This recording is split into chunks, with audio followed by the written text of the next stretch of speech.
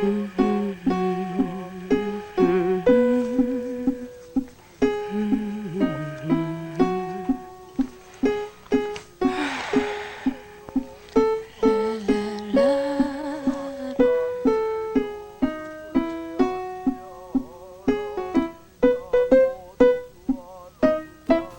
and welcome to Floating Through Film. This is episode 209 and I am your host Blake, and this week we are continuing my Obayashi series with week 2 with Miss Lonely and His Motorbike, Her Island. But before we get into anything, let me introduce my co-hosts Luke. Hello. And Danny. Hello. So this week we're going to be starting with the last of the Onomichi Trilogy, which is Miss Lonely, or Lonely Hearts, or it has a lot of different names I guess, but this was whenever I was watching Obayashi's movies, like taking a deeper dive into them 3 years ago. This was the one that I really fell in love with. I know I told Luke about, I think we talked about this briefly last week, but I know I told Luke about it and you watched it very shortly after and you also loved it. Yeah. I was put onto this movie by, I think, Alistair Leach on Letterboxd, one of my friends on Letterboxd, and because it's one of the ones that he loved also. And it's honestly like really lesser seen Obayashi. There's not that many people that have actually seen this, I feel like. They're all kind of underseen though. I mean, that's true. All of Obayashi's earlier movies are underseen, but I think they're hard to get like through official channels. I mean, yeah. I got all of these from Internet Archive. Oh, really? Back in the day, yeah. Okay. And I think they're all still on Internet Archive. That's why I meant official channels. Like, you can't go on a streaming service and like watch it. No, yeah. But I mean, Internet Archive is basically official. But that's still a huge step for just a lot of people to find out about movies. It's like, is it on Criteria? Is it on my streaming service or not? You know, Big even time. Used to be like that. You used to fucking watch movies that goes on Mubi. Sure. I guess Mubi at least curated like... Mubi's still amazing. I don't pay for it anymore because they're expensive, and I don't watch movies that I don't stream anymore. But also, I think they got invested in by a pro-Israeli company. So, ooh, they lost like a bunch of subscribers this last. I just saw this article. Damn. Watermelon Pictures would never. Who? Watermelon Pictures would never. No one's gonna get that. No, they are not. Inside joke. All right, I'd love to be a part of one day. No, but I really fell in love with Lonely Heart because I love how this movie is told. Like, I love what it's about. I love the themes behind it. Like, it's a movie entirely about nostalgia, and is it a good thing to like even have nostalgia almost, or like remembering your past or something like that and moving on from it, or growing up? Is that a good thing? Like, the ending of this movie is just like a very emotional ending for me also, but it's also about a son finding out that his mother used to be young too, because that's a big part in like a kid's life, I guess, is like figuring out that your parents used to be young too and lived their own lives, had their own hopes and dreams, and now you're basically their hope and dream, you know? Yeah. And that's really why I fell in love with this too, because Obayashi has a lot of just like he believes in family a lot, you would say, obviously. But this is just a beautiful portrayal of that. And I love the ghost girl too, you know, like portraying that through a ghost of your mom, basically, from her past life is like really cool. And I do think the Buddhist elements in this movie are very interesting too, because him being the son of a Buddhist priest, and then the circular nature of this movie in general is also pretty interesting. But I guess let me ask you guys your overall opinions. I'll start with you, Luke, since you have seen it before and you did love it as well. Yeah, I do love this movie. Everything he said is very valid. Yeah, I like the kind of like nostalgic view of this movie, because it is also like him going back to his hometown. Mm-hmm. So it is almost like autobiographical in that way, you could say. Like, especially like the glow of it. There's like a glowy, like golden-ish to it. And the movie itself is just really funny. I don't know, really heartwarming. The Miss Lonely character is it's almost like Chaplin-esque at times. Some of like the physicality. I know one of the interviews. I said esque, okay, all right. I'm not saying it's Chaplin, but like, you know, like. Well, one of the reviews that I brought up. Anyway, what were you saying? No, one of the reviews that I read, they actually they compared it more to like a Fellini character that you'd see. Probably, yeah, which is Chaplin-esque. Which is Chaplin-esque, yeah. I mean, we should. The reason Luke's laughing so much is because we already know Danny hates this movie. Because he hates happiness and love and wholesomeness and family. Yeah, so the biggest straw man I've ever heard in my life. Also, I haven't said anything on this. Real fans of the podcast already know. What we're Why do you think I'm going to hate this movie, though? No, we're not. We don't think you're going to hate it. You just said that. You told us you hated it. He did say that. Yeah, he said, "Fuck you, Blake, for even picking this." But Luke, why did you like? Because I think you guys both watched this in 2023, right? Yeah, I was just looking that up. Because what about it? No, I'm like, why did you like it so much? Because it is crazy. It's been 3 years since you watched it the first time. I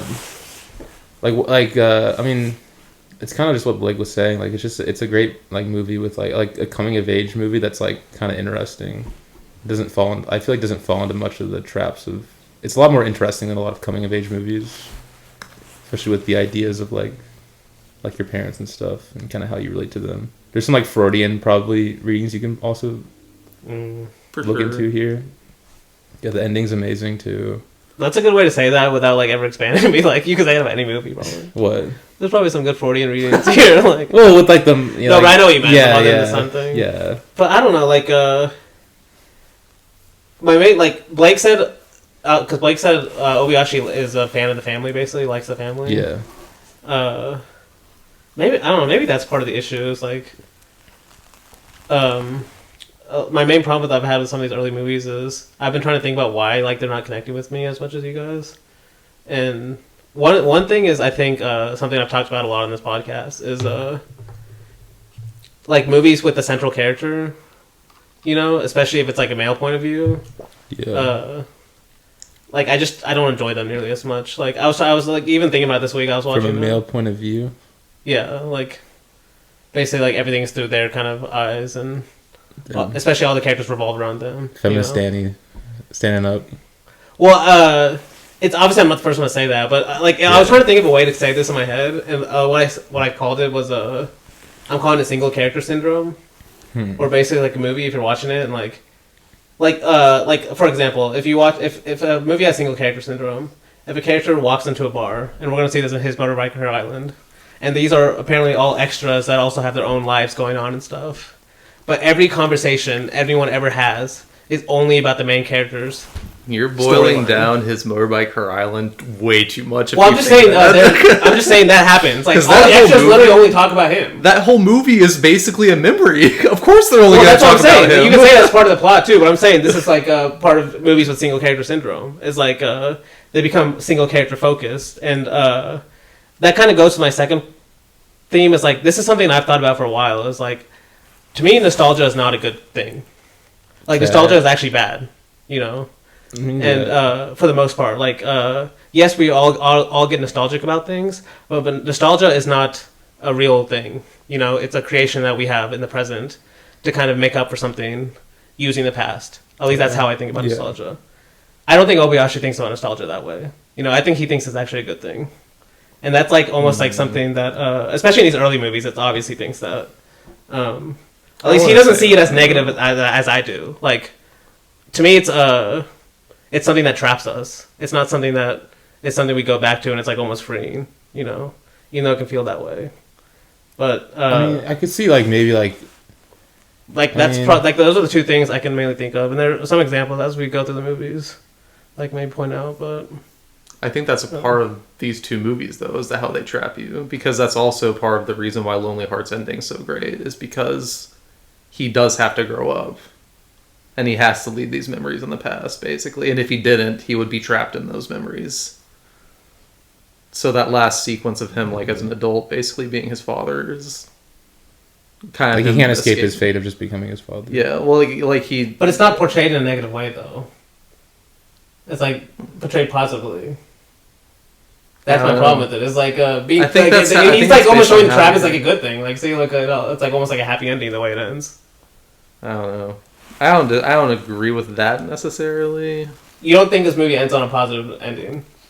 with the shot of the daughter who's like played by the same character, but now like she's like having a memory too. No, yeah, that's also just part of the circular nature of it. But that's what I'm saying. Like I don't think that's a good thing necessarily. And I don't think he's saying it's a good thing either, though. He definitely is. Like even just the way that it's bathed in the golden light that you guys talked about, that's not used in a negative way. That's all I'm saying. Well, he loves his hometown, obviously. That's what I'm saying. Like, yeah, he uses it as like something good. Like nostalgia is a good thing to go back to your hometown. You know. Mm-hmm. And to me, like, this is something I've like, you know, it's different. I basically have thought about this concept of nostalgia for a while because, obviously, as you get older, it's just something that comes up. It becomes more and more prevalent in a way. You know, like you want to think of your past as something that was better than what you're facing right now to escape from what you're going through. But it's almost something you have to fight. At least how I view it, it's something you have to fight against. You know, to be in the present. To avoid just going back to something where you think it was better just because you were in like 6th grade or something and you only have like 3 memories from it. But I think that's part of like you're a lot more cynical than Obayashi is because that's part of the reason I love Obayashi is because he kind of believes. Like, yeah, that's what I'm saying. We have almost philosophical difference about this. It's like what nostalgia is. You know, I just don't think it's a. Well, it's almost I feel like he mostly believes that if every adult kept some of their childlike innocence, we would have a better world because children are inherently better than adults most of the time, obviously. Like, they don't have... Like, most children do not have evil thoughts, you would say. Like, they're just children. They're pretty innocent, you know? And that's kind of what his whole filmography is about, is this loss of innocence that these children are sometimes forced to have way too early. If that makes sense. Yeah, I can see that part. Which we are going to get to more of those later on, obviously, but... No, I can see that. Because this one, I wouldn't say this nostalgia is purely good either, because I don't think he's saying this like cycle that they're stuck in is good either. I mean, the movie doesn't ever show a way out, or I mean, it's not even portrayed negatively. I mean, like, what are the negative scenes in this movie? Is there a way out though? Because does he think there's a way out for him in this entire movie? Like, well, we don't know. He's basically resigned to the fact that he's never going to be able to. I think it's just portrayed as a happy ending, like without him really thinking too much about like if this means some cycles continuing in a negative or positive light. I don't know. Well, because like there's a big thing in this movie with at least the main character where it's like he considers himself an artist because of what he's doing, like with his camera. Like he's trying to find his own art at least, or a way to express himself, and then that's a reading at the end of the movie at least. It's like he can't find a way to do that, and so he has to be a Buddhist priest basically, or he resigns himself to this fate. Because that's also kind of what the Rocking Horseman's going to be about. Yes, like that's something that's in the like that's where like there are things that concepts that you could say that are there, but I don't think Obayashi was thinking about that specifically, or else he would have expanded certain scenes and not done other scenes. You know, because yes, the way it ends, you could technically say that, but I don't think he's emphasizing that at all. It's almost like he's just trying to it's almost like trying to tie a bow on a happy ending. And there are parts where these movies, like especially in Lonely Heart, like some of these comedic scenes just feel so out of place to me. Oh no, I disagree. Like especially with like the teacher like that keeps like getting her pants taken off. Bro, that's funny as shit. I'm sorry, you know, it's just like that's another thing too. Like at least some of these early movies do feel commercial to me in a way. Like I can tell they're for commercial audiences. And I'm not saying all commercial movies are bad, but I can just tell sometimes. No, this is a slice of... I mean, it's a slice of life movie, too. That's in general, I don't like coming-of-age movies, for the most part. Maybe that's another reason. I don't either, but I still like this one. I mean, yeah. It's not like a 100% thing. But, I also love the main character in this movie. I always love this guy. He's just got a great... I don't know. He's just got a great face for this type of acting. I don't know. He's good. I like him. Do you have any other thoughts though, Danny? Because I don't know if you really like dished on enough. No, I'm just kidding. No, it's not like I hate the movie. No. It's just like I don't know, especially the style of some of these early movies. Like I just haven't enjoyed them. I've been trying to think about why. A lot of it is like the single character thing. Is like movies that are just based on one or a romantic. I'm almost calling like movies that are based on romantic. If it's two characters, but it's based on their romance, I'm still calling that a single character syndrome movie because, like, usually all the movie has to be based around what's going on in that kind of relationship or person. It's usually a male. That's why I said that. I've just been noticing that more and more. Like maybe that's another thing that just annoys me. But I mean, I definitely do think his later movies aren't necessarily. They're more kind of broad. There's like more characters. Because I brought this up with Buñuel and Johnny To. Like that's what I love about their films. Is like they don't get bogged down by some like what a single character is, but like that one decision can change so much about what your movie represents. Because like all of a sudden when you say I'm gonna have 4 main characters instead of 1, like it becomes about the world. You know, it just instead of like what about this one character's thinking through their head and how they view the rest of the world. So like the movie kind of changes in a way. But yeah, those are just some of the thoughts I've had of like why I haven't like been loving these. I don't know. You're crazy. No, I'm just kidding. No, a lot of people do love Obayashi, so obviously. I think it's more so like you do like movies about memory, and but the way he views memory is just something I don't agree know. with, at least in this. Yeah, like he's just. I think he likes nostalgia, you know, and I just like disagree with that fundamentally. And at least from what like some of the interviews I read about him talking about later on,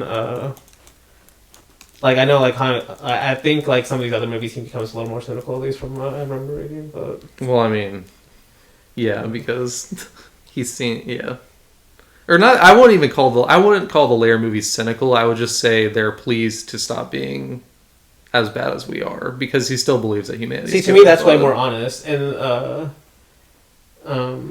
this kind of like nostalgic happiness is just not honest to me. Now, see, I wouldn't even say that it's nostalgic happiness, especially the first 2 movies we did. I don't know, or these. That's why at least I don't liked know. at least of the ones we've done so far. The one I liked most was I am IRU, you and me. I think I said that right. Yeah, you did. I think. That was my favorite one, at least of the ones we've done so far. I don't know. I think that's kind of your reading on it, because you are allowed to have that reading. Because I obviously read these movies kind of differently. Because I do think, like, I mean, you said this last week, that he has an openness to his movies, and I do think these movies are both very open. I think, especially like there are certain scenes and stuff that feel like that. Like I thought the mother character was interested too, but then I was just like, I would much rather. I think her perspective is even more interesting in his, like, in the context of this movie. You know, I had that thought watching this one too. But it's like almost, of course, that's what the movie's about. It's like his kind of memory about everything. But yeah, there's like moments that I think are interesting. But like I said, the ending is just something I don't really agree with. At least this was my first time watching, so maybe if I watched it again, I would change my mind. But yeah. Movie with Chopin in it, you don't even like it. No, I'm just kidding. No, we can go ahead and get into the movie though. So it does open, like I already kind of just mentioned, with Chopin. He's a big part of this movie, obviously. Like the score, Farewell, or Chopin's Farewell, is a massive part of this movie just in general.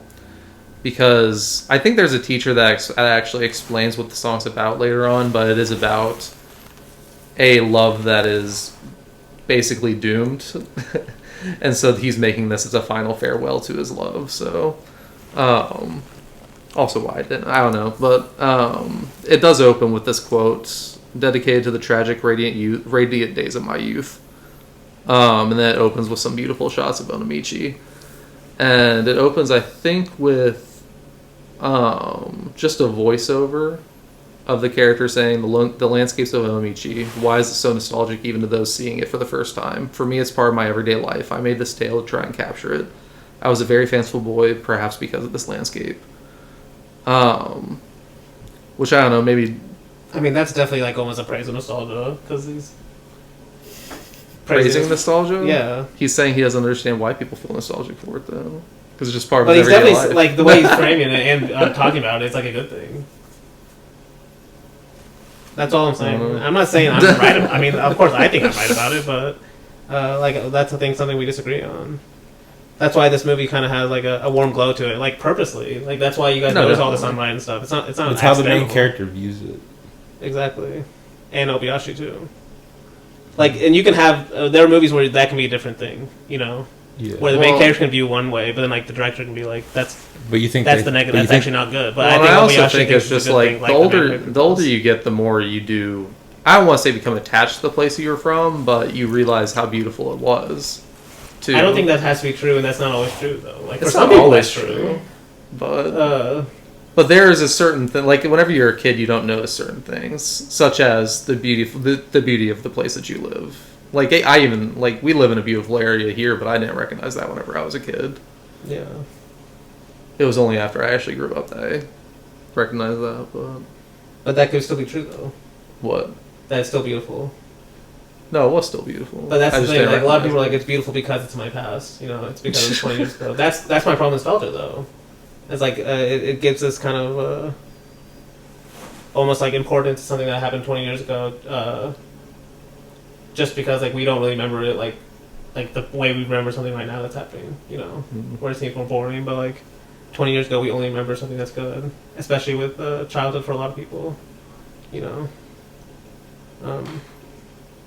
Like that's, I mean, I don't want to go to bigger steps, and that's why people like can't grow up like with the MCU movies and stuff like that. Like all their or music too. Music is a great example. Like no one listens to music after they listen to the same music once they turn 18 or 20. You know, it really goes.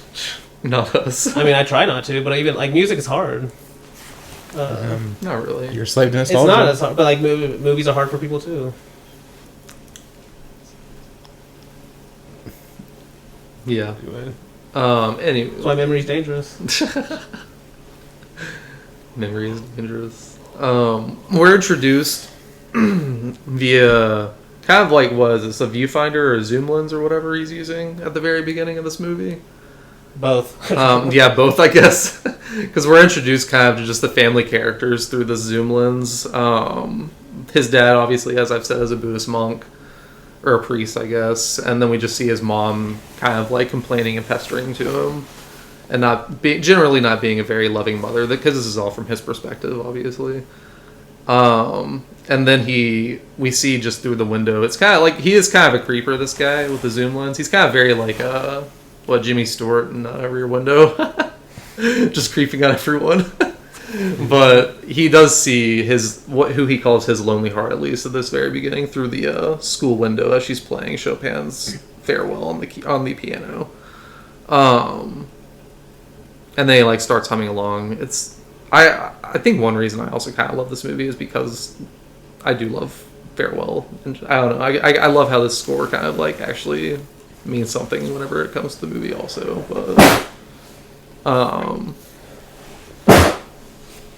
But the movie finally goes full screen whenever Hiroki is scared by his friends from behind, and then they just kind of walk home together. We do see his house and his home life. It's kind of just typical, you would say, coming of age movie stuff, where the mom is just kind of scolding him for not being as good of a son as she needs him to be, and says to start cleaning and stuff. I think he does something wrong, and she tells him to like start cleaning the graveyard outside or whatever, because they obviously live at a temple that houses dead people. And That's so a crazy he goes chore out. to have. Huh? Crazy chore to have. It would be a crazy chore to have, but him and his friends have to start cleaning up just this temple in general, I think, because they were being too loud for his mom whenever they came in. But while they're cleaning, a gust of wind blows some of his mom's old pictures out into the temple garden. And that's obviously that's the, I guess, catalyst to this character that's going to be coming up later, Miss Lonely Heart. But we do get quick scenes after this of that night of his mom, or of him and his mom kind of talking about art for a little bit, because he's looking at a picture of just like adult photography. And he's talking about like how he needs film stock and stuff like that, I think. But his mom's basically just saying like, this isn't like real art what you're doing, but he thinks it is, because that is obviously like a thing in this movie too, of just like a young person trying to find their voice in a certain art that they want to like express themselves in. Because he obviously wants to be a photographer, but you would say he's like not really allowed to express himself in that way based on what his mom kind of like says. But anyway, we get scenes of them at school the next day, as we do see what he considers one of his artworks, which is that picture of one of his classmates with a pig flying over her head. Just kind of a funny scene because the first half of this movie, I would say, is very much more of a slice of life, just Japanese school drama. Yeah. Oh, we had the scene with the parrot yet? Not yet. We're almost there. Okay. We need more parrots in movies. Well, because the thing that happens after this is they have like this. We have this hot pot scene of them just making this hot pot in the chemistry lab at school, Yeah. and the teacher comes in and gets kind of gets onto them, but then also says the food smells amazing and takes it and like invites one of the other teachers over for dinner.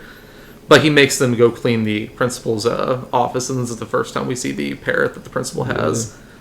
Quite honestly, maybe the best. This is definitely, if we ever do an animal draft, going to be on the animal draft.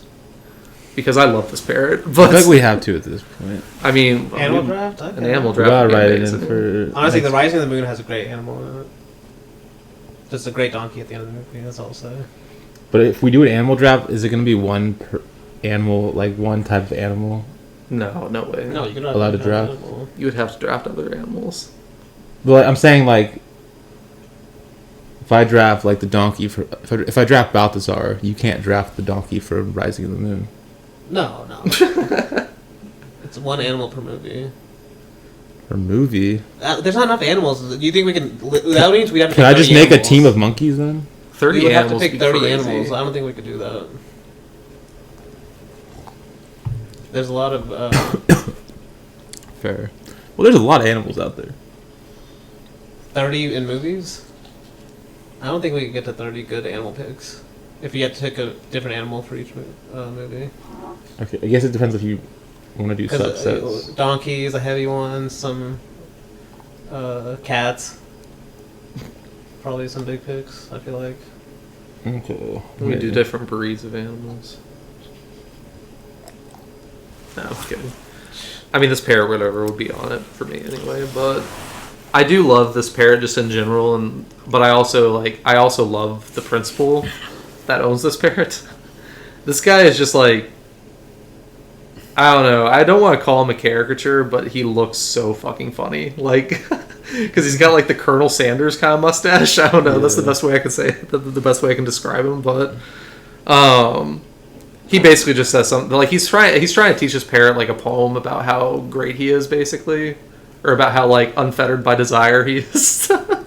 But after he leaves, because they come in to teach clean him it, about the balls. They teach him about swinging big tanuki balls. Which this scene obviously going to be coming back. It's amazing. Like I love these. I personally love these little these childhood pranks because this will be coming back. I'm pretty sure the last week whenever we do Bound for the Fields, because that movie is also very funny, but also kind of depressing just because of the subject matter too. But I do think Miss Lonely is also one of his funniest movies just in general. But after they walk out of the office and out of school singing the Tanuki Ball song, they do part ways, and on his walk back home he sees his lonely heart riding by on a bike for the first time. And well, it's the one where he's like taking a picture of her and like her face is like gray or whatever. Is that this one? That one might be the second one. I can't remember. He does have his camera in this one, so I think it might be. Yeah. Because he like kind of runs after her and he's like, "No film. I don't have any film." But it's just another like example of him like playing with the colors. Yeah. Like the black and white and color mixed together.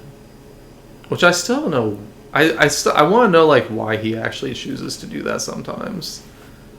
Because like His Motorbike Her Island obviously has a lot of that too, and I'm just like, it's so interesting. Yeah. Maybe it's just because it looks beautiful, but or maybe it is just the simple fact of it's just a memory kind of going across the frame. But yeah, because I think he does have that, or like the main character in this does say something to that effect later on in the movie. But at home though, he does start practicing Chopin. And I kind of love whenever he practices Chopin at his house specifically, because it's Chopin with the background of just this Buddhist monk chanting a sutra and banging the like wooden thing or whatever. I don't know. It's just it's his dad. Yeah. But it's just a very unique sound that you don't usually get going along with classical music. is like Buddhist sutras being chanted behind it. But while this is happening, his mother is also looking at all of her old pictures and stuff like that. And I think one of the pictures is missing or whatever. She asked him about, but whatever. After this, though, we get a shot of Lonely Heart through the camera again before it cuts back to Hiroki, because he's having he's thinking about his Lonely Heart whenever he passed her on the road, but then he cuts back to his room and he's just looking through the viewfinder, and his mom walks into the camera frame. And we get that. It's just kind of a great shot. And mom's going, what the fuck are you doing, basically? But because she says in this moment she is asking what he did with the rest of her pictures, because she says something like, I don't want you to defile the memories of my youth. But during this scene, he asks for more film, and she kind of scolds him a little bit before walking out. But while he's throwing this mini tantrum in his room, he does this little. He kind of just flips over a little bit, looking through the camera, and then whenever he's looking through the camera, he sees Lonely Heart for the first time. I love this shot. It's a crazy shot. Yeah. It's a great shot of just her upside down, and I think she's just waving at him, but she immediately disappears whenever he puts the camera down. And then at school the next day, we probably get the funniest scene in this movie. Because we have the principal trying to impress the chairwoman or the president of the school or whatever with his parrot that sings this song for him. And then he starts reciting this principal kind of gives me Ward Bond vibes. Okay. Bushy mustache. I love this mustache, dude. Kind of serious, but you kind of can't take him seriously. Yeah. I can see that. I love it. But it's a great reaction shot after this parrot's been dancing, because it goes to, first off, their reaction is fucking hilarious, but then it goes to the teacher running into the classroom and asking who taught the teacher's parrot to sing about big balls. And then the three of them just jump up. And I guess it was the first. It's everyone's trying not to laugh, but then when the parrot says it, they all start busting out laughing. I love it. I love it so fun. It's so funny, dude. We should get a parrot. Weston has a parrot. The only bad thing, or I guess good thing, depending on how you look at it, is they live a long time. We could get a parrot set up right there, give it its own mic, parrot, cool. And then it can be a little guest, it could be our host. I mean, that would be cool. That parrot. That would be cool. Naming him Pete the Parrot. What? Pete the Parrot. Pete the Parrot. I wonder if it can really learn a song that fast, though. It learns a song pretty fast. I'm gonna teach it Coding Crazy by Future. You probably wouldn't sound good coming from a parrot, though. Nah. Or it might sound better, We'll work on it. I don't like that negativity towards Future. No, the end of the scene though is hilarious, obviously, because the parrot just does this little dance too, which is so funny. I don't know, love this parrot. Yeah. But do they actually dance like that? I don't know, but this parrot does, which that's even more of a reason to get a parrot. But after this scene, Hiroki's mom makes him clean the cemetery, which is this kind of what I was talking about earlier, I guess. And in this cemetery, he meets Lonely Heart again, this time without his camera, obviously. She doesn't talk to him just yet, but he asks his grandma, who's also there cleaning up, who that was, and then she says, she basically just says, oh, your mom looks great. Okay. And, to her, there are, I guess, a lot of hints, because this guy's kind of clueless this entire movie, I guess, which, So this is a ghost, but everyone can see her. Yeah. Everyone can see the ghost, whether they see different things, or... Danny's turning into CinemaSins. Let's go. Did you not get that in the movie, though? Everyone does see her whenever she... No, but is she a ghost, then? She is a ghost, yeah. But it's his ghost? It's his mom's ghost. So the ghost is real? A ghost can be shared. Because there are certain times in the movie where they're only he can see her, and then other times everyone can see her. I don't think there's any points in this movie where only he can see her. There's that part where the girl comes over to study and stuff, and they're oh, the mom was going crazy. She was talking to herself. No, she sees the girl too. I'm pretty sure because the mom. The way she's talking about it is the mom was going crazy for some reason. That's why they were. That's why they all go to the house after. Because they're why First of all, why are there students going to because she's like, her mom's going insane. And they're like, oh, let's all go check it It's out. so and funny. all the teachers It's so are like, funny. all right. No. But then, so funny. but just the logic, I'm like, because she's like, her reasoning is because they can't see she can't see the ghost. She can't see the they mom can all going see the crazy. ghost because the No, other I'm talking about the guys- previous. That's what I'm saying. The Oh, next the scene, they all previous see her.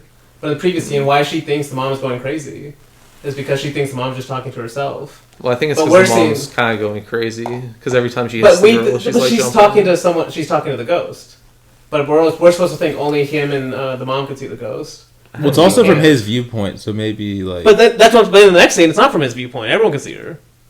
But I mean, like the movie in general. Like her So ghost maybe only his, makes sense. his from his memory of it is perspective. that everyone saw the ghost. That's her. Like it's not super reliable in that aspect. But it just plays both sides. So I was like, I didn't know what was going on then. Danny's gonna make a cinema sense on this movie. I just don't. I don't know if how seriously he was thinking about it. But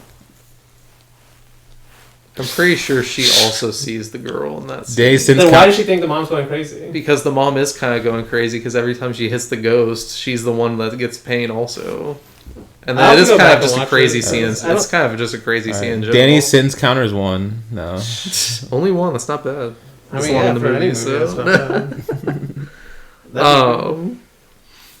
After this, we get just some more stuff with him and one of his or both of his friends, kind of, because it's one of his friends basically just thinks he saw a ghost, which is one reason why I say that also. But they go to the mall after a little while to look for their other friend who's not there because he has to work and he's working at like this raffle stand, and then we get another just kind of like big ball joke with the president of the school who wins one of the raffles, but that's also a little bit funny. But at the end of the scene in the mall, Hiroki catches a glimpse of his lonely heart and kind of runs after her. And he sees her get on the ferry, and we just have like a bunch of great shots of just like him just standing on this pier watching the ferry leave.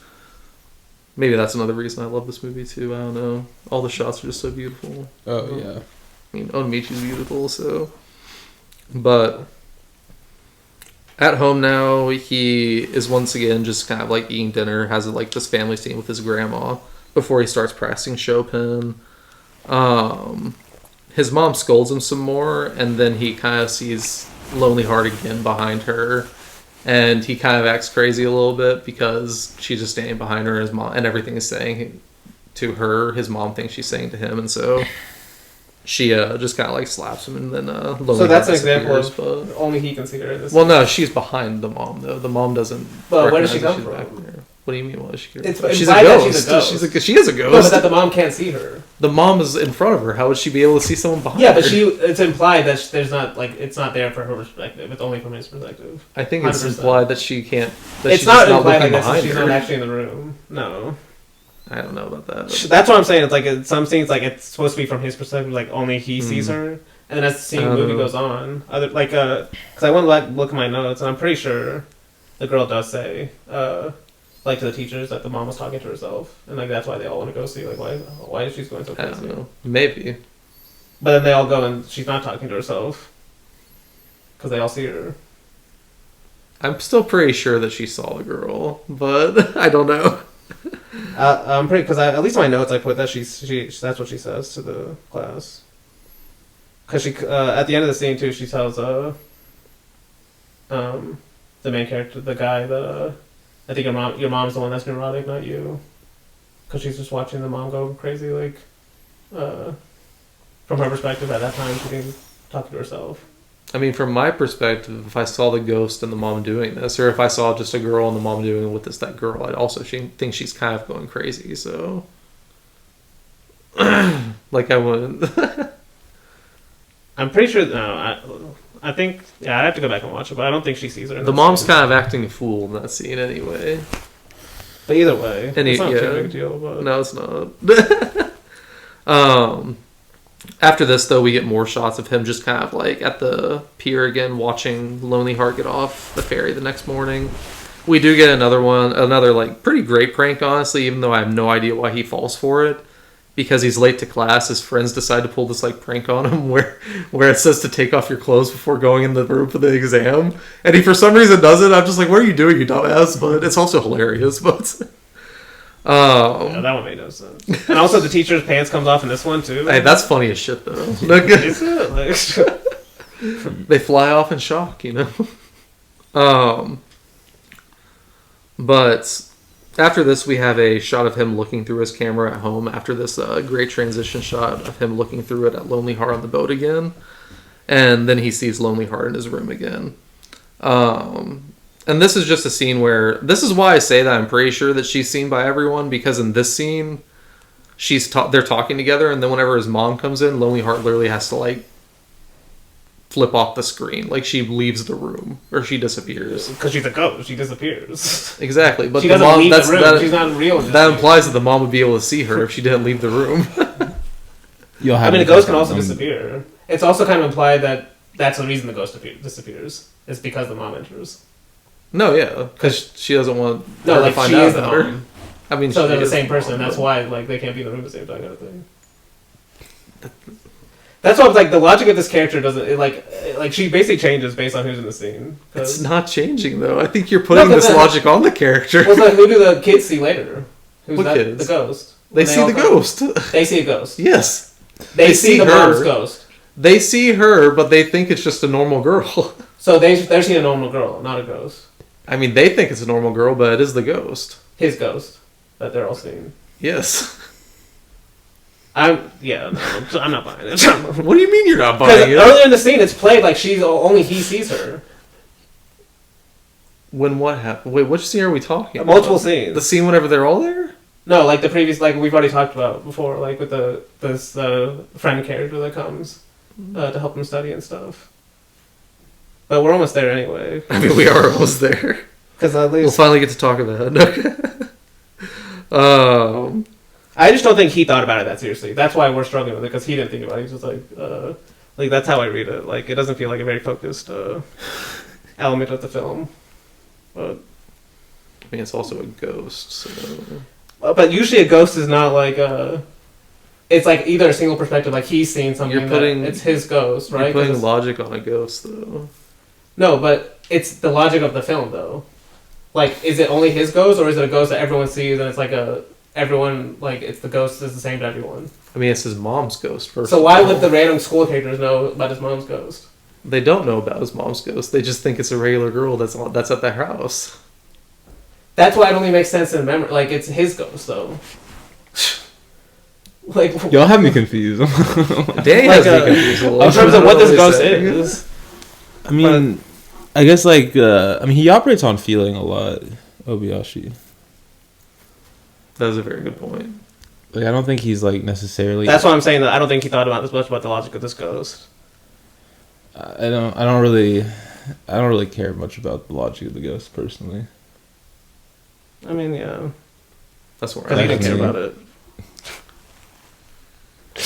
What you care about. I'm saying it's annoying while you're trying to watch, because, like, in certain How is scenes, it they're treating it annoying? I like... don't find it annoying at all. So you're saying you watch this movie, and every time we see the ghost, you think everyone in the room can see her?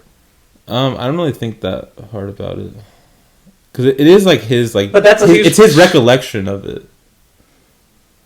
So in a sense, like it's not. I don't really see it as like a straight to point realism all the time, or just like I mean, I didn't say that. as like Obviously, it's like the this is ghost what's is actually they're actually happening. Like So it's you're like saying in his memory, he also remembers them seeing the ghost as well? or just his like in his brain. It doesn't necessarily follow consistent logic. I guess. I don't know. Anyway, we get some great snow-capped shots of Onomichi during winter vacation. Before he's like, I think he's at the pier again waiting for Lonely Heart. But she's not there, obviously, because it's winter break. This is obviously the scene that we've been talking about where his mom invites the female classmate over, and then Lonely Heart appears and starts causing havoc. That's a great scene. I do think it's a funny scene, too.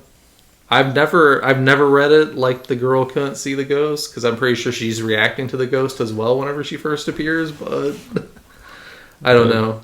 I'd have to watch it again. But after that scene, though, we do have Lonely Heart visiting him in his room that night, and she's like, I think she's looking through that book that he's writing, or that book of poems he's kind of writing to go along with the images he's taking, which is really cool. Yeah. And they just kind of like, they're just kind of talking about random stuff like grades and stuff, and he asks if she can touch her, and she, and whenever he does, and she doesn't disappear, they just kind of, she just asks, "Do I look like a ghost?" And then she kind of just tells him some things that his mom would tell him, basically, like study hard and practice Chopin, like his mom says. But after this scene, we have the scene of basically everyone at his school figuring out that his mom is crazy because one of their classmates told them, and them all deciding to go and visit afterwards. See, this is the scene where I said in my notes, I'm pretty sure she tells them that the mother was talking to no one. I'd have to write the quote down or listen or watch it again, because I don't remember her saying that. I just feel like she said that she was going crazy, but because once again, she kind of was going crazy in that scene. But if you watch the scene, it's the ghost that's really going crazy, not the mom. I mean, the mom's also going crazy in that scene. But her position makes sense if there's a ghost there, though. But no one thinks it's a ghost. Like, even the mom doesn't think it's a ghost. Why is everyone watching the scene and being like, why is the ghost not the crazy part? If you're seeing a ghost. If this is actually a ghost, why are people not reacting like... Because no one knows it's a ghost. So they just think it's a girl in paint and... They think it's just a girl. With paint on her face, and that's not crazy. I mean, no. They just think she's a freaky girl. Like his friends say at that one point. Like, to me, if she can see that ghost, the mom is acting rationally. Because the ghost is the one acting crazy, and she's yelling at the ghost that's acting crazy. But the characters don't think it's a ghost. That's what I'm saying. Oh, even if it's a girl, whatever you want to call it. Because the mom doesn't think she's a ghost. It makes sense. The mom would be yelling at someone that's going crazy. Because the ghost, girl, real person, whatever you want to call her, she starts climbing everything at the house, and that's when the mom starts freaking out. After the mom's already freaked out a little bit. I mean, I would be freaked out too. There's just a random girl that's in paint on her face coming to my house. And they're acting like the mom's the crazy one. And so it makes sense if she's crazy if there's someone there, but... as I watch it, that's what I was thinking. Interesting. Because, this is like... I mean, it is funny that they're all just like, oh, this mom's having a nervous breakdown, so I'll go see her. Like, imagine that happening to you when you're in elementary school. Like, oh, I'll go over to your house and watch your, like, mom. And, of course, we get this teacher that gets pantsed again. I guess that we did miss one of the scenes where one of her friends comes to visit, because this is another scene where everyone can see the ghost, too. And they just think it's her daughter. Because it's her friend comes over with her daughter as well, and then everything kind of devolves whenever... Lonely Heart appears again, kind of like accuses the daughter of being just like her mom, like she accuses her of being like a hack thief, basically. Because that's kind of a funny scene too, but that's that also another scene where everyone can see the girl from the very beginning. So, but they just think it's the mom's daughter, even though the mom says that she only has a son, obviously. So, just another key that it's the mom. But does the mom see her in that scene? Yeah. The mom sees her. And what does the mom say? The mom just recognizes her as that girl that she tried to hit earlier. That every time she hit, she got hurt. So she just kind of like chases her out of the room. But yeah. Then we obviously get the scene that we've been talking about, where the friends come and visit. The mom is also kind of going a little bit crazy in this scene without anyone there, because she thought a cockroach jumped down her shirt. And so then we get just a scene kind of devolving again as Lonely Heart pops up whenever Hiroki throws the cockroach off the screen and it lands on top of her. It's just kind of chaotic, and the teacher's pants fly off again, obviously. Danny would probably want me to say that, so... You said that obviously, like, it had happened, you know? It had to happen. Every crazy scene, her pants fly off. After this, though, or after that scene of his mom basically having an actual nervous breakdown, Hiroki meets Lonely Heart in the graveyard and says that she should probably stop coming around. And I personally just love this shot of the graveyard, because it's very reminiscent to many of a lot of the shots in the Onomichi Trilogy, where it's just like kind of the characters in like mid-ground, and then you see just the whole of Onomichi behind them, and then just whatever is in the foreground. Like this one's just gravesite, obviously, but just beautiful shit. But He basically says that she's making his mom crazy, and that's why he's asking her not to come back.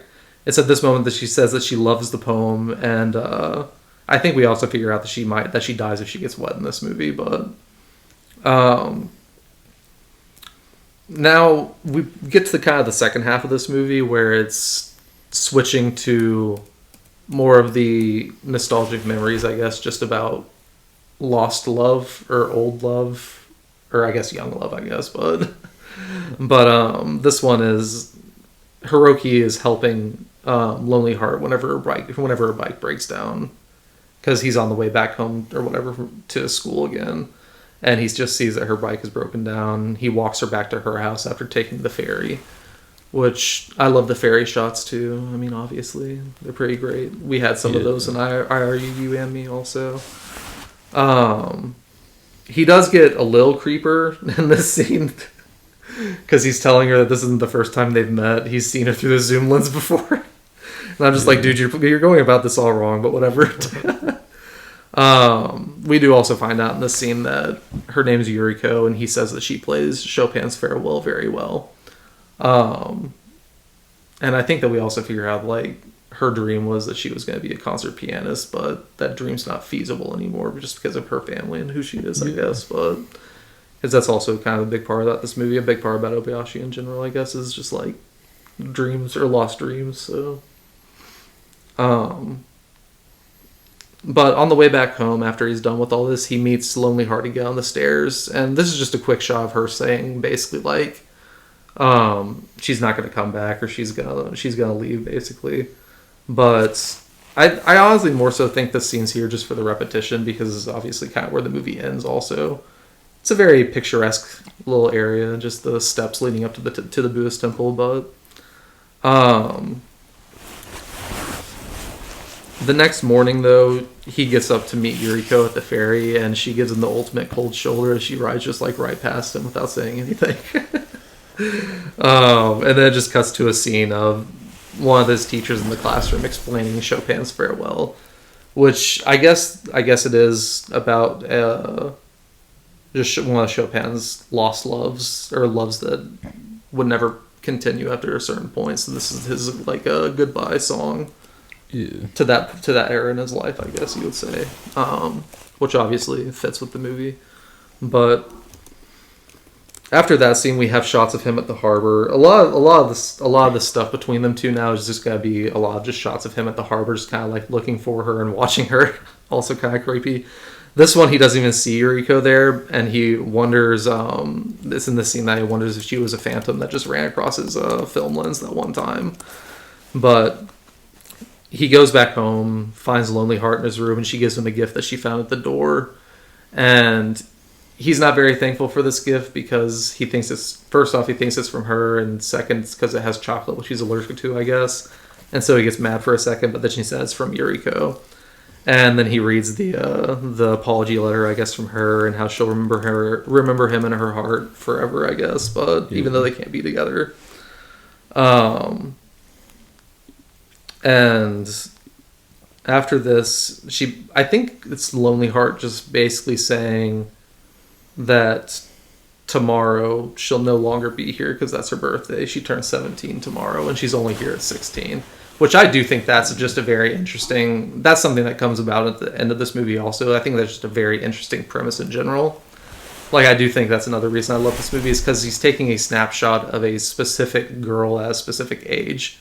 Because at the very end of the movie, Hiroki says something to the effect of, I wonder what would have happened if my mom at 17... If a picture of my mom at 17 blew out into the temple garden that day. Because that would be a completely different movie, just because, especially whenever you're young, feelings, just emotions change rapidly. Damn, really. And you can change very fast as a person just whenever you're younger, but that is kind of what the scene's saying. Well, it's also like nostalgia is very kind of like arbitrary. Like, it changes based on the thing. Yeah, it changes based on what memory you're actually having also. Yeah. I don't know the best way to say it, but like, yeah, something like that. I don't know. I do kind of like that though, because you'd have to explain deeper for me to actually fully agree, but I need to like think about it. But I do like just this kind of just, I guess, theory in general. She's only here until she turns 17, so. But she basically just thanks him for everything at this. He asks her what made her a lonely heart, and then she tells him the story of basically her life up to this point. So it is kind of weird because this is just his mom at 16, but she does have a knowledge, obviously, of the rest of her life because she's basically just telling him the story of the Hiroki that she once knew was a boy that was good at studies and played Chopin. They just couldn't be together or whatever. And now she's with this Buddhist monk that that's crazy. Yeah, it's just like but she does say in this moment, she says, still, I think I'm happier than people who haven't experienced this loneliness. So I guess that does kind of play into what Dae's saying, just not about nostalgia, but just about love in general, which I don't know, maybe Dae agrees with this point, is that love is a good thing to people. Because he's like testing the water. He's like, let me throw this out here. Let me throw this out here. It's good. It's a good thing. He's like wincing. Like, I mean, yeah, love is a good thing. I don't know, but because she says at this point, I'm happier than the people who haven't experienced this loneliness. Because there's a big thing in this movie about, like, if you're in love, you're lonely. That's just, you're opening yourself up to that at the very least. So, I mean, do you think the parents are in love with each other? These two? Yeah. I think. Well, I don't know. I like this dad. Whenever the dad gets a second to open up shortly here, like, it's very. That is. I mean, that's the one thing that changes your opinion on him. On he's him, kind of just like a mindless, like drumming guy. He's being what a Buddhist priest you would say is supposed to be, until that scene, kind of where he. I don't know if he's. I mean, it's kind of portraying him like he's just the father, just kind of absent, like while his mom. I wouldn't say absent. I would just say he's a Buddhist priest. They're not supposed to have attachment. I think you're reading him. Okay, yeah, but he has a family. Like, I mean, yeah. So but he can still like talk to, like, because there are scenes like the mother's going crazy and he's just like in the back like drumming, or something. But he takes his work very seriously. No, this scene does change your mind. Like, maybe he's kind of a good guy, Yeah, I mean, I love this entire kind of sequence because it starts with him playing Farewell, obviously, and his mom's watching, and then he starts to cry, and she's like, "Oh, if you hate playing the piano that much, you don't have to play." But she tells him to go take a bath, and then this scene I love this scene. It's just so like random and out there, and feels like it's actually a memory from Obayashi's own life, probably. Where this dad just walks into him while he's in the bath. He's like, "Oh, I'm almost done, Dad. You can just wait." And he's like, "No, I'm getting in." It just gets in the bath with him. And then he just tells that he asks about his mom and what she was like, basically, and he kind of tells their story, I guess, very succinct, obviously. But he basically just says, like, the first time that they met, she asked if he knew who Chopin was and if he could play the piano, and he's like, "I thought Chopin was a bread brand or something." Yeah. I'm just like, oh my god. But yeah, he basically just says that. I think Hiroki asks why she likes the song so much, and then his dad says it must be some long cherished memory of hers that she doesn't remember anymore. And then the dad says, fall in love with all your might, share all their joys and sorrows, which I love that line. Mm-hmm. Because at least maybe in the dad's mind, this is kind of, I mean, it's at least to him it's love, but maybe not to the mom. It's weird he says that, because like this whole movie he's like doing, like, he's not like that at all. Like, it feels like. No, it's a rare scene of him opening up, and I kind of I do love this scene, but it ends with him dunking his head underwater though, which is really sus. But but the mom, it actually does end with the mom hearing them humming Farewell together in the bath, which is kind of just a sweet little end of the scene. But then we have just another sequence of the movie where he goes and meets Yuriko again. It opens with just this great sunset shot at the harbor before it leads to him finding her at just this like food stand where she's getting food at. And he came to give her a Christmas present. He said that he got before reading her nose, so he had to deliver it or whatever. And I will say this shot is like the most Four Nights of a Dreamer shot in the movie with the water shimmering behind him. Okay, I like that. So wait, is it points you're gonna just have a monopoly on water shimmery shots? I mean, it's definitely the greatest of all time, though. Okay, that's fair. Like, the whole movie is like this scene, basically. That's true, though. And also it stands out because it doesn't have that golden glow like the rest of the movie does. Okay. when they're actually saying goodbye to each other. It's kind It's of at dark. night. Yeah, it's at night. I mean, I love their goodbye too, because at least to them right now, this is the last time they're ever going to see each other. He gets her a piano music box that plays Chopin's Farewell. Did she say she's moving or what? No, she just doesn't want to. Okay, see when I hear Okay, why? when I hear music, He's like, I don't. She like from her perspective, like I just don't like this guy's vibes. Really. For him, it's like a romantic moment of losing his love. okay, but the music box that plays Chopin's Farewell, what movie does that remind you of? Days. Shop Around the Corner. Really? The box that plays the music, that classical music. I don't even remember that box in the movie. The one where he's like, they like pictures like a candy box for this one fat lady, and then that's like totally different. and then they all fall, and they're like, That's when they're trying to sell it. but it's a music box that plays classical. Yeah, was- or it's a cigarette box. Yeah, that plays yeah. music. She's trying to sell it. That. See, that's a great scene. I was saying Days actually matches this vibe though too. So Shop Around the Corner. Size Days, that music box scene. Oh yeah. That That matches is a great this. scene. That matches this. This yeah, vibe yeah. too. I wonder what Sai thinks of this movie. He would agree with me. Sai probably doesn't like Obayashi, if I had to guess, because they're just completely different filmmakers. But I mean, Sai likes some great directors. he does. No, one of my all-time favorite quotes is him talking about well, because I tweeted out during when Barbie came out, but he's talking about I think it's Mean Girls. No, wait, Yeah, he's talking about Mean Girls. It's and he's not like, Mean Girls. It's Legally Blonde. Oh, it's Legally Blonde. And And he's then, like, didn't someone in your like replies like tried got mad? well, yeah, at some him? replies like that's not how Legally Blonde ends. Like, and I was like, I haven't seen Legally Blonde. I've seen Barbie, but He's like, he doesn't know what he's talking about. I haven't even said it because he's like, movies now. Movies back then were way better, where they dealt about real issues. Movies Wait. nowadays just end with a speech and then everyone claps. Simon Long has this film on his Sight and Sound ballot. What film? No, I'm I wish joking. that was- Yeah, that's why I I wish asked that what was film. It's like true. there's zero position. After they part there, though, it does begin to rain, and on the walk home, he meets Lonely Heart again at the bottom of the steps to his house, or at the bottom of the temple steps, and it's in this scene. I think like she asks if Yuriko liked her present, and it's just like this really kind of just like sweet scene because it's her last moments, I guess. Her last moments of I don't even want to call it life because it is just like a fragment of a memory basically. Like her 16-year-old self is now gone forever. Is basically kind of what it's saying, I guess. But they're basically saying bye right now at the bottom of the steps. So they're just kind of like hugging. And I do personally love the shot of her actually disappearing because it's a very subtle just disappearing because it's just like a shot of him holding her. Like just this like a God's eye view from above, just looking down at the steps, and then just like one second that she's there, and then 1 second she's gone, and he gets up and goes back inside. But the next morning, we're getting to the conclusion of this movie because we just hear like the Buddhist chants with the drum again, as he's about to go to school. He tells his mom happy birthday as he's about to leave, and she finds a picture down at the bottom of the temple steps, and it's a picture that he recognizes obviously because it's the girl that's been appearing recently, and she says that this is her whenever she was younger,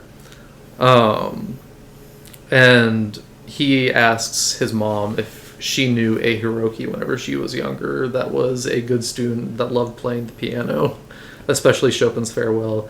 And she says, I faintly remember someone like that, but now the Hiroki that I love hates studying and playing the piano. But he also says stuff like she's cute in the picture, but she is like a little odd. And then she says, that's right, a mother is always her son's first love. And then she just sees him off to school. And it's at this point in the movie where the voiceover comes back, and it's him, I guess just his older self saying, I wondered then what would have happened if the photo of my mother at 17 had flown out into the garden instead. But before I knew that, I forgot about it and got older. That was good. If that hadn't happened, I would have never grown up. And then it cuts to many years later, where Hiroki's now an adult. He's doing the same thing that his dad's doing, singing or chanting these Buddhist sutras while hitting the wooden thing or whatever. And he's hearing Chopin's piano being played by obviously the same actress that was playing Lonely Hearts. And I think it at least implies that they did get together. So it's not the exact same, I guess, as his mother from his past, but... Oh, that he married Lonely Heart? That's what I would say. Just because the actress... That makes it even worse, honestly. Well, the mom, like that is, I'm pretty sure, the same actress that plays Lonely Heart. Well, I thought the daughter's the one that plays Lonely Well, the daughter does also, but I think the wife also is her. Is that the same actress? Maybe. I could be entirely wrong, but... I don't know. Maybe the hair is different, I just can't tell, but... Because that would kind of defeat the purpose of it being a lost memory, though. What? Lonely Heart. Like the girl that... If they end up getting married anyway. Well, maybe that's the good thing, though. Maybe that's why he's saying he grew up. Oh my gosh. No, you can't, no. Don't make the movie worse. Don't make the movie worse. I mean, it's definitely implied that's not going to be her. I didn't think it was her, but I mean, the music box is there, so... That's true. Regardless, though, it does end with just Chopin's farewell playing from the music box, I think, and her obviously playing on the piano. But that is the end of Lonely Hearts. Yeah. So is this your least favorite movie in Blake's top 10? We're going to take Danny outside and murder him real quick. Are we going to do this with everyone? What's your least favorite for my top 10? You need to give me your top 10. That's actually That's actually an interesting question. Rank each other's top 10 in your mind. It's more interesting to guess, because we could probably all guess for each Okay, wait, we're doing that right now. Because we all have ratings on Letterboxd. We would need to I don't have a top 10 though. We need to make it a segment at some point. Maybe after the break. I mean, we just call it. Should we cook one up real quick and just do a segment after the break? I mean, I know you're gonna do this anyway. If you have the stats pulled up, we'll just make my because I have a top 5 technically. But technically, our position on this podcast is we don't believe in ratings. We don't even do them. Is that our position? But we're just give them on the podcast. But just what's your least favorite of their top 10? That's not from yours. Yeah, I'd have to go look at yours. So I'm saying we should do it for each of us. I mean, I guess we could come back and just say real quick. Yeah, that's what I was saying. Because I mean, Lonely Heart. I can't imagine Blake has another one in the top 10 that would like less.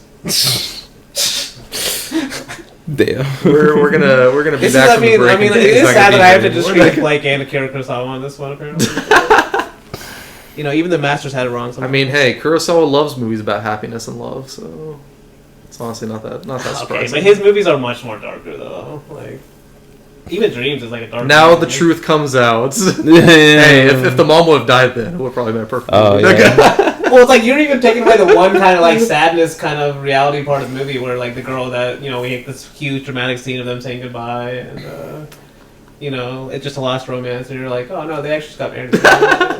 We just skipped all that part. But.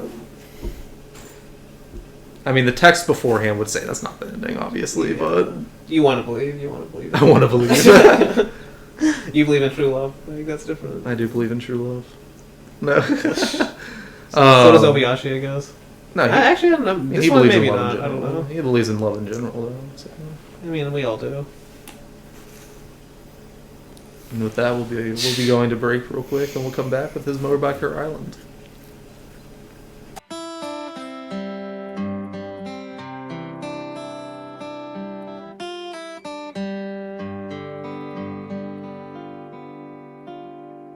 Kaze o 探して走る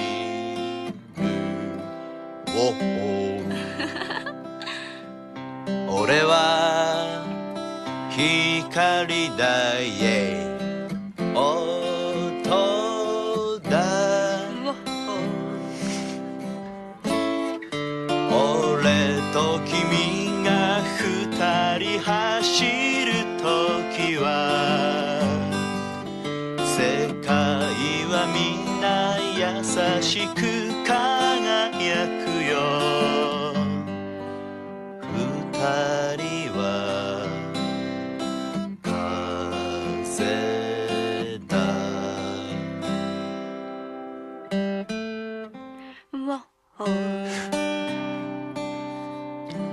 I love you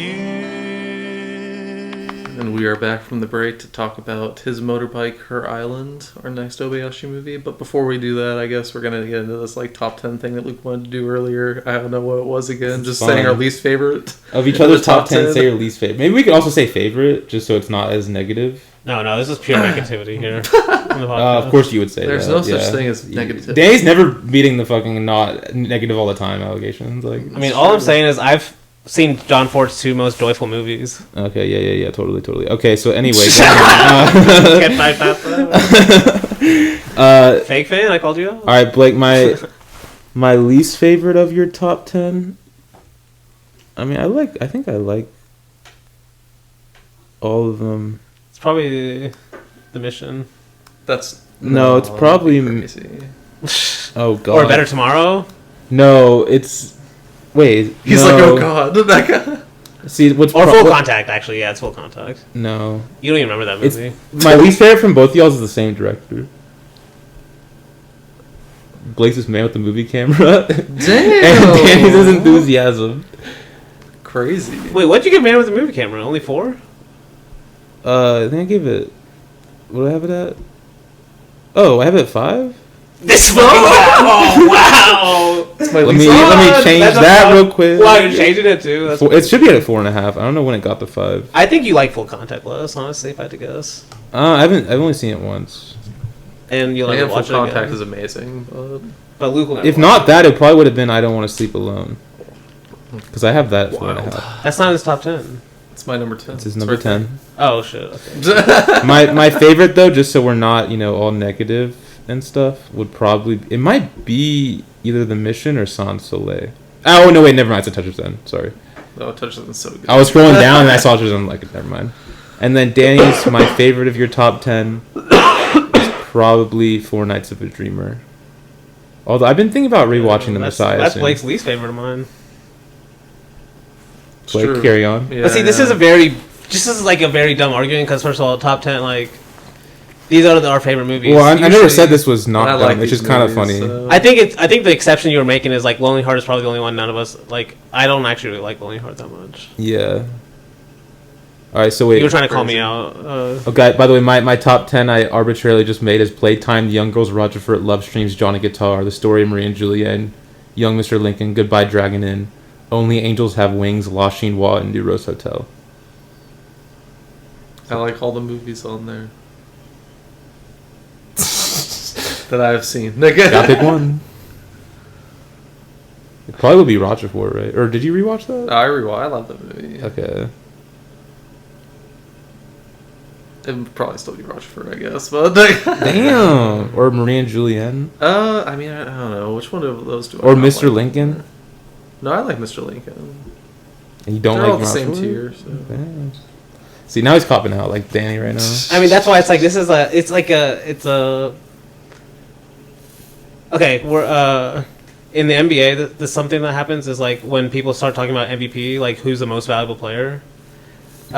You'll start talking about your number 2 on the list. You'll basically start shitting on them because you're trying to defend your number 1 pick. Of course. But it's kind of a false argument because it's like you're being forced to talk negatively about your second favorite player in the NBA. Or your second who you think is the second best. Sure. That's what I feel like is happening. So what are your right picks? now. Well, like that's why I said I had like 4 in the same tier. That's just based on my ratings. Okay, but that you had it's said in your Roger top Furt 10. for me too, though. Right? But I still like the movies at the end of the day. Yeah. But it's still Roger Furt. Well, and Love Streams, and what was the other one? Only Angels Have Wings. Honestly, just because if I have to keep the Hawks hate bias that I have, the persona, Crazy. I might say that Crazy. one. Oh, so you admit Also, you admit the fact that I persona. watched Ford's better version that came out first, that kind of changed my opinion on the Angels Left Wing a little bit too. You haven't seen the Ford one, by the way, so There's just you no can't way. say There's no way. that Ford made a better movie than Hawks. I mean, Come on. they're both like literally like the same tier for me. So like, Well, you only picked one to do on the podcast first. it's like Only Angels Have Wings is such a transcendent speak louder. movie. It's such a Actions speak louder. Okay, but that's more because like y'all hate him. So or not Danny Danny hates. Yeah, sorry. Blake actually Don't likes loop me him. in with that. Blake's actually like a ally now of Hawks for me. Anyway, let's continue on. Yeah, we can go ahead and start. There's gonna be more than enough negativity, I'm sure, from Danny on this movie too. To I don't make like. up for No, it. no. I like this one more than Lonely Heart for sure. Yeah, but His Motorbike, Her Island. This is another one of, I guess, Obayashi's most popular movies, even though it's still not super seen, I guess. But I actually don't remember whenever I first watched this. I've seen it, I think, 3 or 4 times now. Honestly, endlessly rewatchable. I love this movie the first time I saw it, just based on kind of how he frames it from the very beginning, and what he proceeds to do with just his camera work in general, and the black and white going to color a lot. But I just really vibe with this movie in general. Like, I love love triangle movies. I think we all kind of do on this podcast, and this is one of the best. Like, what's the triangle? What do you mean? Where's the triangle? Have you watched this movie? What's the third one? The motorcycle. Oh. This guy. Oh, That's a massive part of the movie. Well, she also gets a motorcycle too. That's why it's like. I don't She know. steals his motorcycle because that's the one that matters. Also, so all three end up together at the end then? I mean, no. Have you watched this movie? Well, so how do you think it ends? I mean, it ends with a dream. Okay. So you think she actually died at the end? Yeah. Alright. I think it's left up open for interpretation. I mean, it's open, but Alright. the way I read it... I'm not saying you're wrong. I'm it's, just... But yeah, no, I love this movie, though. But let me ask you guys your overall opinions, because I guess I'll start with Luke again, because I know that you also love this movie, and I think you loved it before me. I think you watched it before me, so... when did you watch it first? You have the laptop. I watched it first in May 2022. Yes, you definitely watched it before definitely. me, then, I think. Yeah. So I think I watched it first in 2023 whenever I was watching the rest of Obayashi's. Yeah. I mean, yeah, this one, Obayashi, a lot of times, especially these early movies, can be a bit hard to, like, talk about in detail. But, like, this one, like, just I think the romance is just very kind of, like, strong, especially with the way he's using the color in the movie. And just, like, this one, it doesn't feel as much like it's looking back. Like, you feel more in the moment in this movie, personally, for me. I don't know, that's just how I feel. It's a gorgeous movie, like, just, I don't know, it's like, it's a movie about, like, I think it's hard to say what the movie's specifically about, but, like, the love triangle, but also just, like, falling in love with both, like, someone else, but also, like, something, like, with motorcycling. I don't know, it's just something I very much vibe with strongly. It's hard to talk about. I don't even know, like, maybe I'll explain it better as I go along, but, like, it's I don't know, it's just a fantastic movie for me to watch. I just really vibe with it, like you said too. No, I agree, obviously. Yeah. Like, and also, like, the switching between colors is so interesting. Yeah. Because there's no, like, like, it's very much based on feeling, just like you could say maybe his filmmaking is. I would agree with you on that. Like, I honestly, I feel like there's a lot going on with the switching, just like in terms of what he's trying to do, because this movie opens up with that quote, most guys have vividly colored dreams and mine are dreams in monochrome, obviously. Yeah. So that at least implies to me that everything we see in black and white is at least, it's a memory / maybe even just, like, not even real to begin with. Like, yeah, it's that's what makes it so interesting, I guess. It's just, like, just the feeling it gives you. Yes, because it's a weird one. It's very open, like Danny said already, or like all of Obayashi's movies kind of are, but yeah, definitely. But yeah, Danny, what are your? I like this movie. Like, I still think it has some of the issues I mentioned in the first part about, like, I think it's maybe too much based around just his single perspective, when I actually think, like, her kind of journey is almost more interesting to me in the movie, of, like, how she just gets addicted to riding the motorcycle versus, like, almost like him first in a way. But I think this is just a more fun movie to watch than Lonely Heart. Like, maybe just the nighttime with the motorcycles and The lights. I don't know. I had a This better movie's time fucking watching this beautiful. one. Can I just reiterate that yeah. like again? It Because like is. holy shit. Also, some of the beginning parts. I don't know if you guys have you heard of Kenneth Anger? He's like more of an experimental filmmaker. I've But heard he the made name. Scorpio Rising. Like that's his Yeah. famous movie. It's about like bikers. Basically, like bikers, how they're basically in love with their motorcycles and stuff. And he also Yeah. has a movie called Custom Car Commandos. as Also, well. I love the title is so good. Cause almost like Yeah. it's like what each of them are falling in love with. Oh, His yeah, motorbike, her definitely. island. I don't know. It's just like a perfect title. It is. If we did we need to do a title draft. Just titles we think are really good. Or what about titles that make people remember the movie better than it is? Jesus Christ. Are you insinuating something? Only Angels Fly Have Wings, I think. Oh my god! I'm saying the title is insane. The title's a great title. I know, and it And perfectly fits the Airmail is like, movie. oh, it's kind of a boring title. Airmail, like, there's no way that's. Oh, good. here we go again Only with the Angels Fly Have fucking Wings. anti-Hawks propaganda. Okay, But I'm just saying, like, you May- can't judge a book by. maybe we just do like a draft where we have a bunch of mini drafts. We do like the animals draft, the titles draft. We should have a draft of our best draft ideas that we never have drafts of. Because we're probably not. Okay, gonna but we this should one. do that. But no, we should do the title draft is actually really good. All right, write I'm it actually- down so we don't forget. Okay. I'll write down. Because we've been talking about the animal one for so long, we still haven't done. We just need to lock in. Like, damn. No, we do. No animals in this one though. That's kind of a knock on it. What you could say. There's humans. The human animal. The human animal. Actually, No, but I did like this one more. Like I was mentioning about Kenneth Anger. Like I like the kind of idea of being in love with your motorcycle and like where you're talking to it and stuff. I think that's interesting, just in films in general. But yeah, I don't have anything too negative to say about it, really. damn. We'll spare you today. I didn't really see the love triangle part as much. Like I didn't see the triangle aspect, but I can kind of see what you're saying. How you're saying about it, but yeah, I'm sorry. I don't understand how you don't see the love triangle aspect though. Like I don't know. Maybe it's because she also gets to ride a motorcycle too. But you're saying like they're fighting over this, like the love of the motorcycle. I mean, so- she's in love with his motorcycle specifically, for sure. yeah, But but she's still in love with him too. Like, Oh, I don't yeah, think it's but seen the as, motorcycle is like him. both things can't exist at the same time. He and the motorcycle are one. They are. They say that. It's a love pentagram. Is that the right word for it? They're all one. What? Never mind. It's the Holy Trinity, but with motorcycle. Okay, anyway.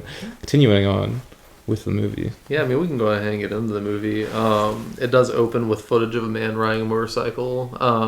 While we just get voiceover of him kind of explaining his new job. He's kind of just, I guess, working as a courier or a delivery man of some kind for this other guy, this other like biker boss. Like it almost feels like he's in the Yakuza or just like a gang of some kind. Well, it starts with like this like silent film kind of aesthetic. Like, It does. Is that the best? I don't know. I don't know how to explain it either, Yeah. but it's the small screen basically. Yeah, It's or like a frame. TV movie maybe, like a old TV Yakuza movie. Okay. Like they're watching it on old TV. No, yeah, because I never know. I've watched this like 4 times now, and I still don't know if he's a part of a gang or if this is just like a delivery service of some kind, just run by like these guys that look like Yakuza. But Yeah.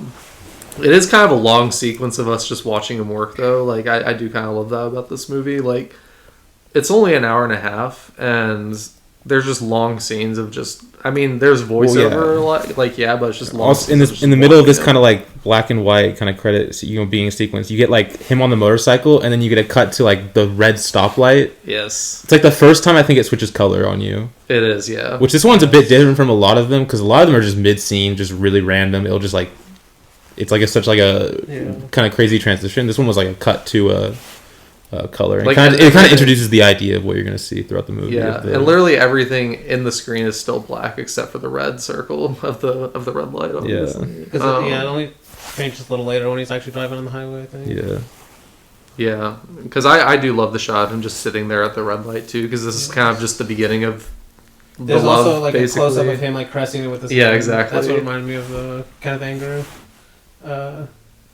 He has a film about that, like very similar shot, just like these men like caressing the motorcycles like they're women, you know. So, I wouldn't be surprised if Obayashi saw it. Honestly, I mean, he probably did. Honestly, he's pretty famous.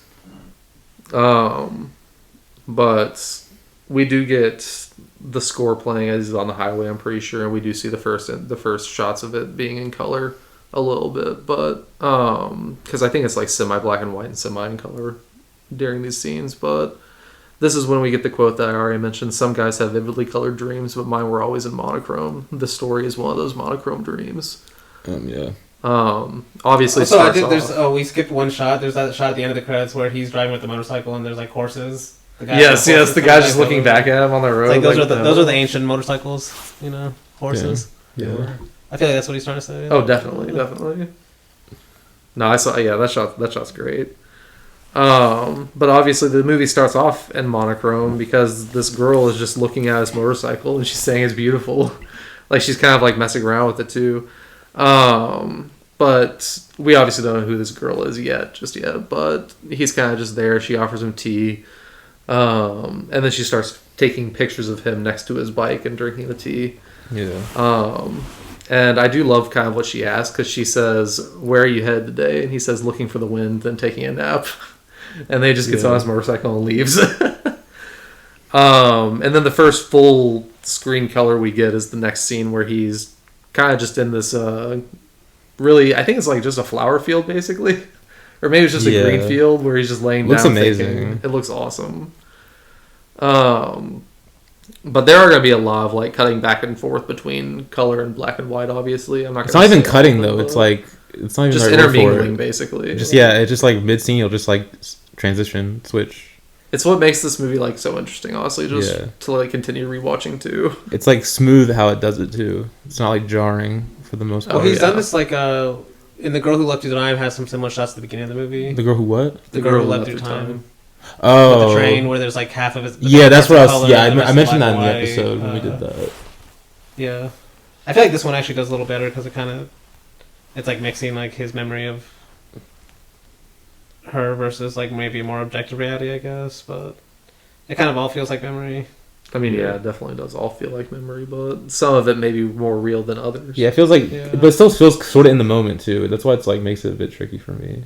It's like totally pin it down. My only thing, like, and we kind of at least compared to Miss where, like, I mean, we didn't skip what we talked about it, but like where they first meet. My only like this may be another issue. I've mentioned this a lot with a lot of movies. Like, I just don't buy like why she's in love with him right away. She's not in love with him. She's in love with his motorcycle. Okay, she's also in love with him too. Not yet. So she first sees him on a motorcycle. I mean, so they're kind of you can't really separate the two. Place, like kind of shortly after. You can't separate the two. They're both. When he sees him for the first time, he's on the motorcycle. So therefore, they are one and the same. But do you think she likes him? Or you're just saying it's the same that's thing? I think that's part of the movie. Like you don't. I think she loves him. I like it's kind of. I wish we got more her like reasoning. I guess, but that would be. It's just like something we have to buy, you know. It's like a whole classic Hollywood thing, like why everyone likes. He's a good-looking guy too. He is, but it's kind of like we're introduced. Like he's kind of shown as like maybe a bad guy, not a bad guy, but like he's breaking up with his girlfriend, you know. I mean, yeah, that's what we're at now. Okay, wait. And he's supposed to be getting over her, and then like immediately after he meets this other girl, it's like immediately in love with him, like the first time he sees her. Happens. I mean, I guess, yeah.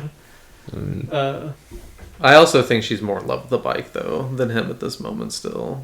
But what does the bike represent?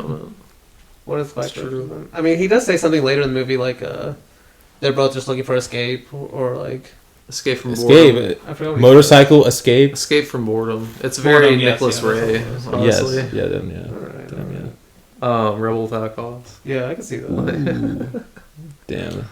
I mean, I almost mentioned Nicholas Ray on the first part where you said Obayashi likes the family, you know, because you could say that's the one difference. Like Nicholas Ray really doesn't like the family at all. Bigger Than Life is like the complete opposite. Yeah. Because I mentioned this with John Ford, because Tag Gallagher brings this up, and I never really thought about it. Like he said, like how most Hollywood directors like just were basically either didn't talk about the family at all or were negative. Yeah. And he mentioned Ford is one of the few that was positive. And so you said that about Obayashi too. It just made me think of that. Yeah, but Nicholas Ray is like that movie's like that's what they're trying to escape, you know, is the family almost. Definitely. You know? This one you really don't even see any kind of family. No. Like outside of them. No. I mean, you see her dad. Actually, you do get a lot of her family stuff, actually, but kind of. It's kind of just forgets about it too. I wouldn't say it's forgettable at all. I mean, the movie kind of. I'm like, I don't like. It's his movie. At the end of the day, you know, It's their movie. that's where I would disagree. I really think I it is don't his disagree. movie. A lot of it's even like from, like the way the scenes are shot of like her falling in love with him, kind of from his perspective, but not we don't see the other perspective. You know, from like her view of how. So you're saying this is Bressonian? No. Wait, which one was a gentlewoman? That was Bresson, right? Okay, Persona, yeah, but that one's more negative though. Like, No, it is, yeah. like his memory, you know. But yeah, I could say that. If you're saying it like that, I mean, this one isn't negative or positive. I don't know. I think it's more positive. That's what I'm saying. I just think Obayashi is more positive towards memory in general. I don't know. I don't know if that's what the last shot says, honestly. I'm Or him excited to talk seeing about that her. because the way I don't know. I'm curious, like if you did a poll of people like coming out of the movie, how many people think that's a happy ending of them? You know, like, oh, she actually didn't die, and like, you know, thank God, now they're happy. Versus like, it's just he's dreaming this part, you know, and it's a cut to like a flashback or something. I don't know, like, I don't know what a poll would say. I definitely have my thoughts, but I know, yeah. But I mean, you already kind of hinted at where we're at right now. We're at him just we're kind of it's kind of a flashback, I guess, or I mean, it is a flashback, but all this movie's kind of a flashback. Yeah, it kind of gets blurred for sure. But it's him with his first girlfriend, or this first girl that was interested in him, I guess, because she also was interested in him because of his bike. We get some like interesting scenes where it's just like they pass these like couple just making out on the side of the road, and then they drive past them and they're all nude, and then that's what they decide to do too. Or that's what he decides to do, and she has to follow him if she wants to keep on going. I don't know. It's a weird scene, but then we get This is a scene like he's kind of taking advantage of her, right? At least that's what I see. Maybe, Like, yeah. I mean, I don't know if it's supposed to be romantic or not, but I feel like it's showing like he regrets it, maybe, but maybe. because that's where it cuts to him be at that same waterfall at the end of the scene. Yeah. I don't know. I don't know if you think if he's like showing them like, oh, he did something wrong here, or this is just like him, you know, being with his girlfriend for the first time. Cause, this location is crazy though. This location is It is. amazing. Uh, It's like just like basically a waterfall or something. Because it's like implied, like he basically takes her virginity, I mean, yeah, definitely. and she's like crying. It's not even after it, and implied. he's- But yeah, yeah, but they don't show anything. No, yeah. But she's like crying after. He's like, I thought I would be happy, but I'm just sad or something. yeah. So like, is this a good guy or like? He's definitely I not can't a tell, terrible. He's definitely not a terrible guy. Because you could definitely like if the music is different, you could change this whole thing basically. I mean, yeah, no, Make I him, was like a criminal. no, I was Or, thinking like, about this a bad entire guy, movie because yeah. I've been watching Oshima recently, and I'm like, Oshima would play this movie so differently, but Well, because think about what he does. Like, take the romanticism out of it, memory or whatever. No, yeah. What he actually does, he's like, if you don't get naked right now, you can't come with me. I'm leaving you here. And we're like, oh, that's such a sweet scene, you know. I mean, I didn't say it was sweet, but But it's like That's not the played best. like he's doing something like actually like really terrible, like predatory. I would say that scene more so reminds me of like the vibes of Rebels Without a Cause. Honestly, like these are just like kids just doing shit. But it's like he has the power. I don't know, like especially that part where he's like, if you don't come with me right now, like I'm leaving you here. James Dean's, I guess Like, that doesn't happen in Rebels James Without a Dean's Cause. definitely a little more definitely more wholesome. Yeah, he's not like because I don't think he's in love with this girl. That's the difference. Like obviously he's really in love with her, in Rebel Without a Cause. Well, yeah. And this one is like the whole point is like he wasn't in love with her, but he's like. I'm just He saying was he's totally one. taking her I'm just virginity, saying you know? he's one of the kids that doesn't have that is just like bored basically. So Yeah. That like it seems like he's doing that out of boredom, you know. no, yeah. But it like plays it like very romantically, you know. The scene does. It's even a great shot where like actually just scans over the pans over the waterfall, you know, and implies sex, like you know. I feel like Oh, yeah. Misaguchi might do that or something. I don't know. But, After that scene though, we get kind of like this is a beautifully shot scene, honestly, but it begins to rain on him while he's riding his motorcycle back, and it's in black and white again, obviously, and he goes into the bathhouse, and in the bathhouse he meets the girl again. just totally naked for him for the first time. This is like part of the dream shit. This is what I was saying. Like this has to be. Because this shit doesn't just happen, man. A beautiful I mean, woman like yeah, this. that's my problem. Like, this shit doesn't just happen. Like, girl just gets naked from you in front of you. Oh, she was already in there, Danny. Okay. But she stands up in front of him. I feel like this is one of like the studios. Like, we gotta have a naked woman here somewhere. Like, we need something for the trailers. You're saying it more solicitously than the scene is, though, because the scene. I just don't understand. That's what I'm saying. I don't understand her perspective. The scene's more so just showing her as kind of what she is, like this fiery spirit, basically. Or Fiery this free spirit is one thing, but this is crazy to do. If you're like you said, if this is not a dream, this is an insane thing to do. But now you're trying to defend her like she's her own person. So which one is it? I mean, I already said I think everything monochrome is basically like either a dream or a hyper reality, or like maybe not a hyper reality, but like. Not what's real. the word? Yeah, like not not exaggerated. Exaggerated reality. So you think the scene doesn't happen? It's in his head. Yes, I think most of the monochrome stuff is a dream or like just an Fantasy exaggerated or something. memory. Yeah, more fantasy than reality. Because that's kind of what he says at the beginning. I mean, that would make this scene make more sense to make her not. It's just something that happens in like Fellini movies too. Like I'm thinking of the scene of the shopkeeper in Amarcord that smushes him in his tit. Yeah, yeah. Like you wouldn't say like, oh, that you wouldn't say like. But his movies are about memory specifically. So is this one? Well, that's what I was saying. My main argument with the movie is like her perspective is not really a thing in the movie. That's why it's his movie. That's what I was saying the whole time. And you're like, no, it's about both of them. But then it's not. You're making the opposite point now. Well, no, that's because I'm saying it more so. It's about both of them, like a gentlewoman. But how can a movie be about objective if it's about both of them, but it's only from his memories? I mean, how is it though that way in The Gentlewoman? Because her memory is actually something that is her, like itself, all its own. Like it's like I think I remember saying in that episode that it was fighting back against what the husband was saying, basically. From what we're seeing in the movie, right? Yeah, from what we're we're saying in the that movie. what we're actually seeing in the movie is all from his memory. I would say this is his maybe his memory of her, like this type of spirit, Like, basically you this even said at the free beginning, spirit. like all this movie is his memory, though. I mean, yeah, it is. That's what I'm saying. It's his movie. It's not any from. There's no objective part where we're saying she's like dead. So. If you're saying that, how can you also say it's actually we're getting her perspective as well? I mean, she's movie? dead. So.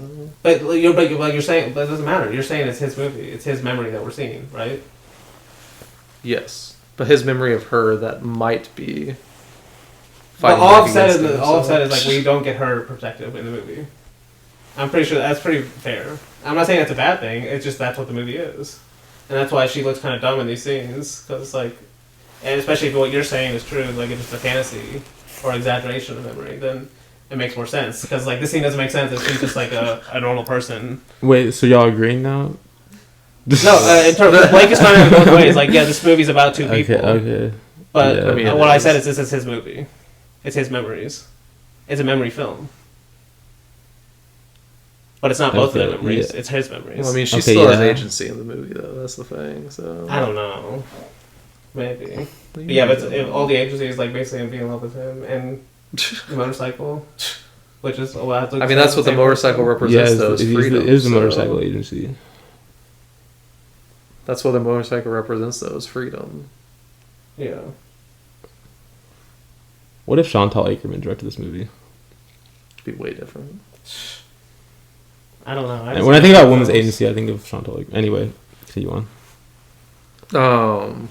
Yeah, and I think I remember saying maybe last week that this is this actress's first role as well.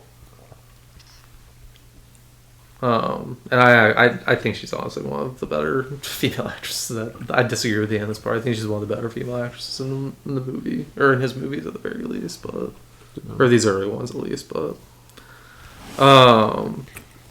he offers to give her a lift though after this back to where she's staying, and she obviously agrees because she really wants to ride on the motorcycle. And then we just get some great shots of them riding, alternating between color and black and white. And it ends with him saying, "The painful trip turned into a happy memory. It allowed me to get over my broken heart." And so now we're back in Tokyo, where he's breaking up with that other girl again, and he basically has to end up having a duel with her brother, which this scene's kind of just insane. But like this entire duel scene is like motorcycle jousting, literally. I don't know. It is, yeah. obviously he ends up winning though, and I will say the other guy skids very far. That's kind of a crazy stunt or whatever they had. But who did it better, John Woo or Obayashi? Motorcycle jousting. I mean, MI2 is John Woo? crazy. Mission Impossible 2. MI2's is crazy. I love that one.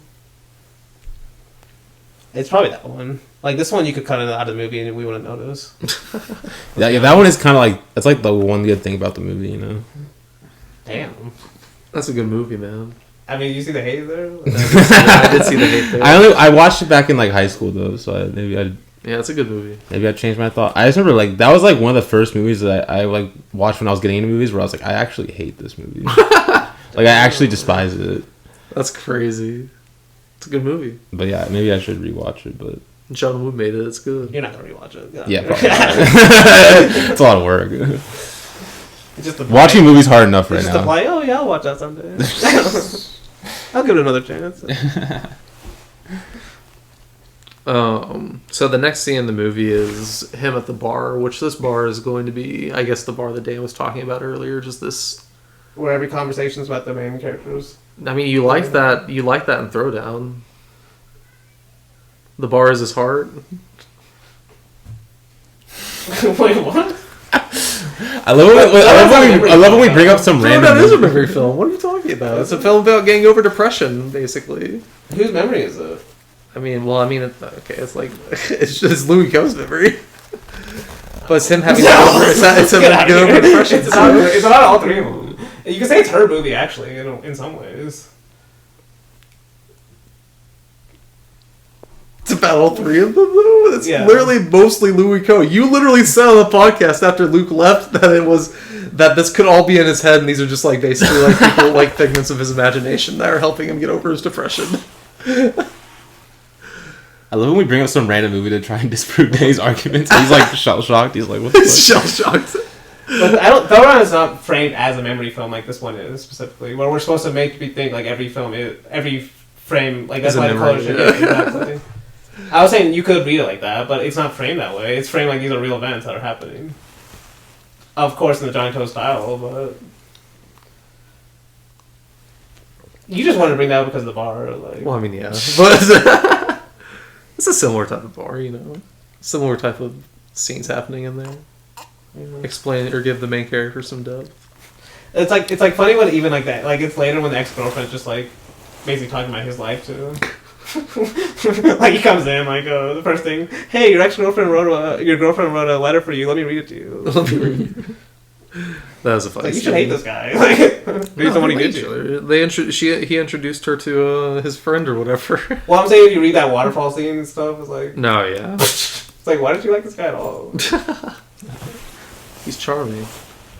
Is he though? I like him. The motorcycle's cool. I'll say that. Exactly, that's him. We do get like the song in this karaoke because it is a karaoke bar, I guess, also, but it's a song that comes back, I guess, later on. It's like Sunshine Girl song, but it's a good little song. But after this scene, we have this quote that just says, "The heart is a willful thing. By the time something from the past is buried, a new story has already begun." And then it's just him reading letters from the girl's name is Mio. That she sent him along with like she basically is just writing on like these magazine covers of places she wants to go, I guess. But as he's reading these letters, though, he does get a phone call from her as well, and she says it's her birthday, and then he like sings a song for her and shit. I don't know, kind of just a sweet little song about writing and looking for the wind and becoming the wind. So does at the end of the phone call, though, invite him to her island for the first time to attend the Bond dance. And so the immediate next scene is just him cut to him on the ferry on the way to the island. And then we have just some great shots of him riding around this island for a little bit before finally seeing her. It's so good. Like in the rain, too. Yes, dude. It's so good. I mean, these shots... The greens just look so good. Like the way the greens look... Has this like kind of like the shots of him on the ferry are great too. When he's like, he's based like James Dean or something in this movie, like where the way he's standing next to his motorcycle. Nah, yeah. No, I like it. But obviously he does see her, or meets her on the island. She runs down to him and stuff like that. And, then we just get some quick scenes of him teaching her how to like ride the motorcycle for a little bit. It's at least implied that they've spent some time here together. But I love this next scene of him at dinner with her dad, just having some dinner and drinks with him. Because this is, I guess, where we get like a little bit more of her family's backstory. Like her mom's dead and shit. It's just her and her dad, but seem to have a good little family life. But they go to this festival, I guess, called the Bond Dance. And I love this scene also. It's just like this country dance that these people do to honor the dead, because it's kind of like their Day of the Dead, where obviously they believe the spirits of the dead come back to visit them. But because I love, like, it starts off, I'm pretty sure, in black and white before going full color, and I love all the kimonos whenever they go in full color, dude. They're so cool. But after we get just the scene of them dancing there, it goes back to black and white, and they're like under you would assume under like this bridge or like maybe at a pier or something, because they're next to water.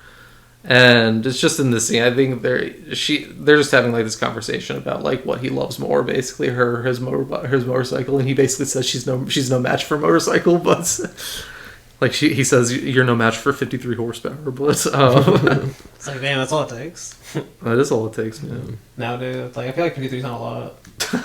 Right? I don't know. I mean, probably not. Probably not. That might also just be a mistranslation. Like in Mario Kart, it's not a lot. That's CC. I don't know what that is. That's not MPH. It's the same thing, I feel like. It's Or 53 horsepower the Mario Kart HPH. version. CC, HP, it's the same thing. No, it's like Dane's talking to like a motorcycle guru. He's like talking about the speed. He's like talking about the horsepower, and Dane's like, "Can you put that in CC terms? Put that in Mario Kart terms for me." And I might understand what you're talking about. I mean, it would help. Only you. But after this, she does say that she wants to ride his bike, and then they kiss under the stairs or whatever. He asks if he can sleep with her, and she just laughs. And then he just says, "My time on the island passed in the blink of an eye." And then it cuts back to him working now, back in Tokyo. And it's like intercutting her laughing at him under the pier, which is kind of cool. And he ends up just like crashing the first day back on the job. After he crashes, though, he is obviously fine. And he gets a call back at the office from Mio again, and then it's just I think it's just him saying an unusual autumn began, a strange and long autumn. And now it's just a scene of Mio coming to his place to visit along with one of his other friends that is already there. I think this is the friend that we saw earlier at the bar as well. Just another one of his motorcycle friends, but they end up going to the karaoke bar again. And whenever they're there, they see that his old girlfriend is now the full-time singer for this karaoke bar, basically. That one night that she performed. Made an impression on the owner. But his friend is now dating her and is writing the songs that she performs, I guess. Because I guess this is the song that she performs now is just a rewriting of the old song that Ko had made for her before. But during this scene, Mio says that she wants to go sing the old song that Ko had wrote, and so she goes up and sings this Sunshine Girl or whatever that he made. And I think in this scene, while she's singing, his old girlfriend looks at him and says, "I can see why you left me now," but super weird. But That's another example of what I'm talking about. well, this all being in his head. No, this one's all in color though, so it really happened. Is it actually something really? I don't know. That's what I think. But Well, because that's what I was saying. Like, basically every conversation that extras have, or side characters, are about him, or about their relationship. But yeah. yeah. Anyway, Ko and his friend now go out riding, and the reason they go out riding is so his friend can like smash people's side view mirrors for some reason. Well, he says the reason is because he needs inspiration for a new song he's writing, and so this is his inspiration. I don't know, super weird. Another thing that doesn't make him look like a good guy at all, really. This is just classic motorcycle shit, though. I feel like It is, like motorcycle movie shit. Until it ends like fucking, it's like getting any or something. What do you mean? What is that, this thing? No, that's Which later one? on with the guy with the car that goes up the. Oh yeah, that's later on. That's later on. Like, is this getting any or something? Like, Better than getting any. Same level. Blake being the intermediary. Guys on fight. Guys on fight. We Bring can it up. Bring it up. Why pit two kings against each other? Okay, kings.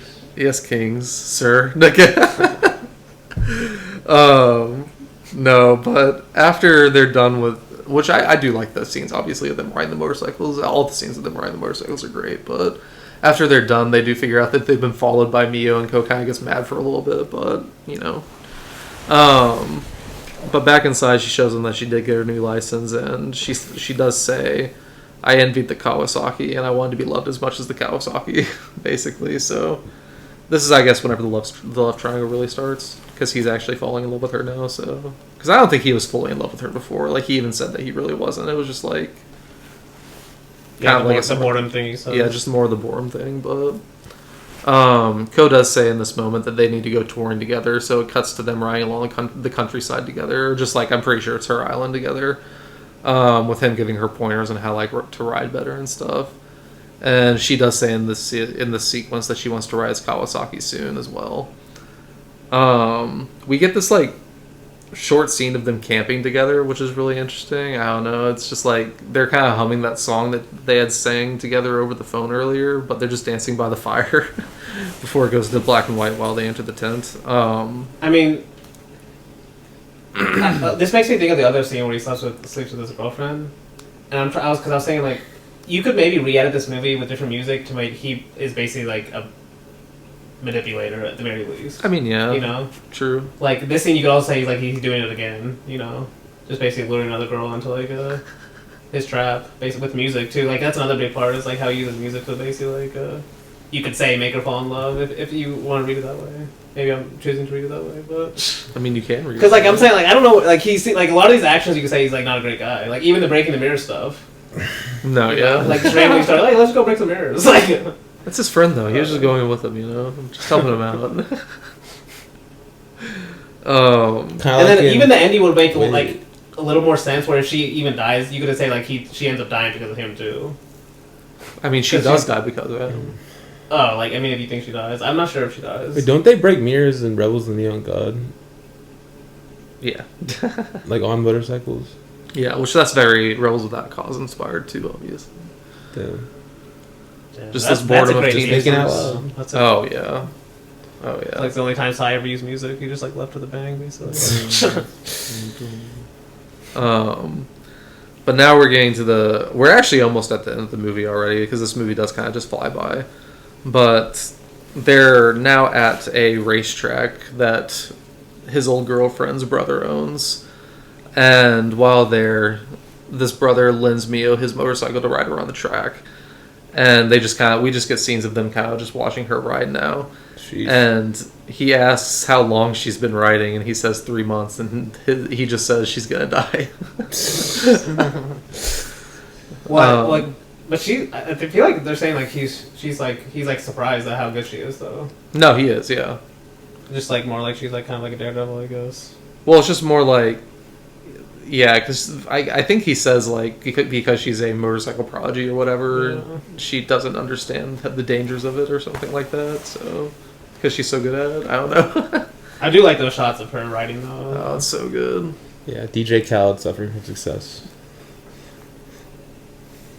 Anyway. He's like, movie going.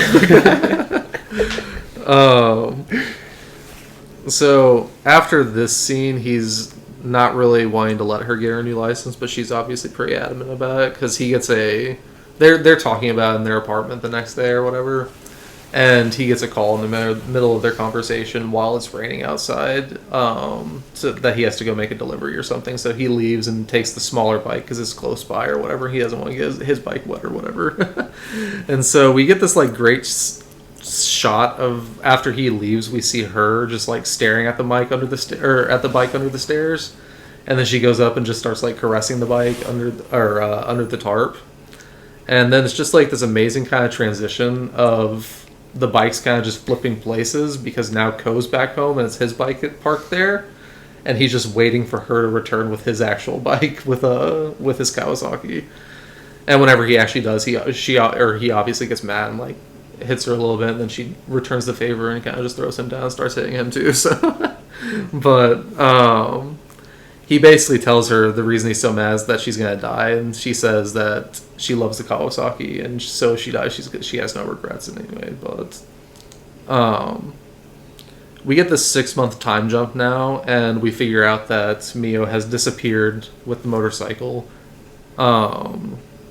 And I think Danny already kind of brought this up. It's a scene of him just arriving at the bar and his old girlfriend just reading a letter to him from Mio that says like, "Oh, I hope the baby's doing well. Me and the Kawasaki are fine," or whatever. Yeah. So, but after this, he does, I think, also get a letter from her. Or wait, no. After this, we get like a great moonshot because his friend gives him a motorcycle, or he lends him a motorcycle so he can go to like chase after her basically.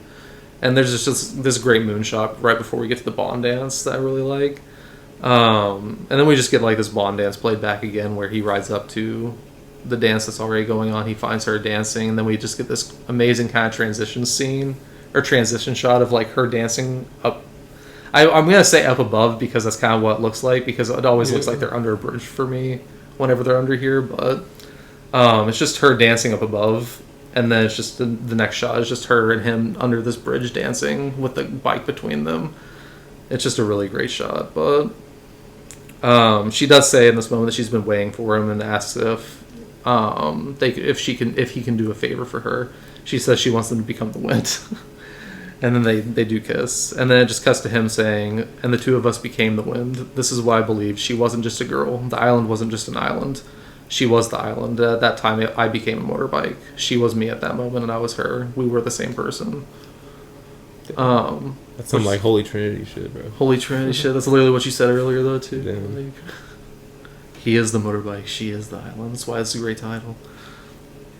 But these shots of them riding together now on the island are great because they're just the semi-black and white, or like just the black and white with a little bit of color in them also. Yeah. Great shot of them like holding the hands together while they're riding down the road.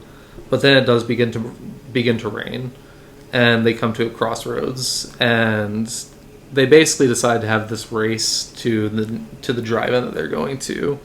And they take separate paths. And I do personally love this shot of them taking separate paths because we get the one shot, or the one long shot of them just like riding, and one of them's up higher and one of them's down below, and they're basically going the exact same speed. But this is like the Fast and Furious scene. Which one? Where Vin Diesel and Paul Walker are like looking at each other and they cross the road. Oh my god. Okay. Wait, someone make an edit of "See You Again" by Charlie Puth and Wiz Khalifa over it. Especially if you think she dies in this last scene, which kind of fit. Yeah. It does fit. But yeah, obviously it's a good shot too, because you do see the truck with the logs pass by as they're talking. You do. Oh, shit. Like, take this bad road. Log trucks and movies do not mix well whenever it comes to people. So that is true. Contempt. Final Destination 2.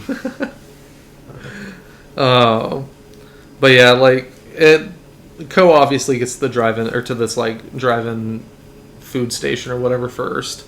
And right after he gets in and takes his jacket off, another man comes in and says, "It's awful. It's awful what I just saw. This woman just got run over by a truck, or she just hit a truck and got dragged 50 meters, instant death." And while Ko's listening to this, we get some color shots cut into this scene of someone riding out to where this accident's taking place, and then seeing her dead body on the ground, obviously fully in color. Yeah. It's kind of a gnarly shot, well, honestly. Isn't the initial shot, it's only the blood in color? No, I think the initial shot's the entire thing's in color, too. Well, I feel like there's one shot where it's like... just the blood? It might be like one of the close-ups. It's like her whole body's like grayed out, but it's just the blood that's in color. Okay. Cool. That's interesting. But yeah, after this little scene, though, he kind of just decides to walk out of the diner, but she's obviously right there whenever he gets out, and she basically just says sorry for being late or whatever, and smiles at him as she takes off his helmet, and he just says Mio. And then we get this last scene of him and her. He's in voiceover saying, "I caught her. She was there from one summer to the next. She became my story. What happens after we take the photo?" I'd ask, "Don't ask something like that." She'd undoubtedly answer, and then the wind would blow. It would truly be summer, and summer is where my heart lies. And then we just get these great shots of them all fully in color, standing next to each other on this grassy hill with the Kawasaki.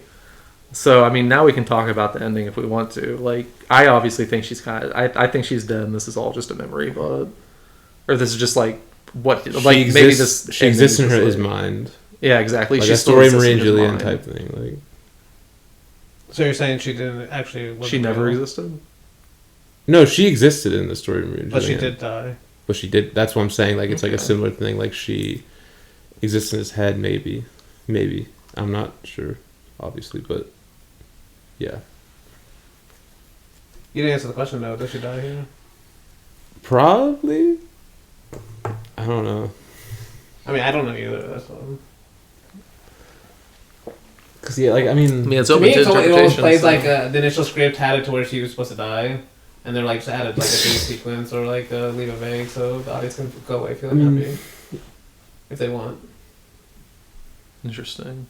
It almost feels because the death almost is like perfect, especially like the way he's like finding out to like from but it's like we can't leave it that negative after what we just watched, so we gotta have at least a up in the air kind of scene. Damn. I'm not saying it's bad. It does leave up to kind of a discussion we're having right now. Yeah. Okay. But I think it would have maybe hit harder if she actually does die. But it would have make him seem like it makes that's him seem a classic like a worse Danny. person. Like, It would make him seem like a worse person, which is kind of what I've been saying in this movie. It's like like there's a certain reading in this movie where he's not a great guy at all and leads to her death. it's like Le Bonheur type. I mean, that's kind of what thing. it is in general, but I don't know.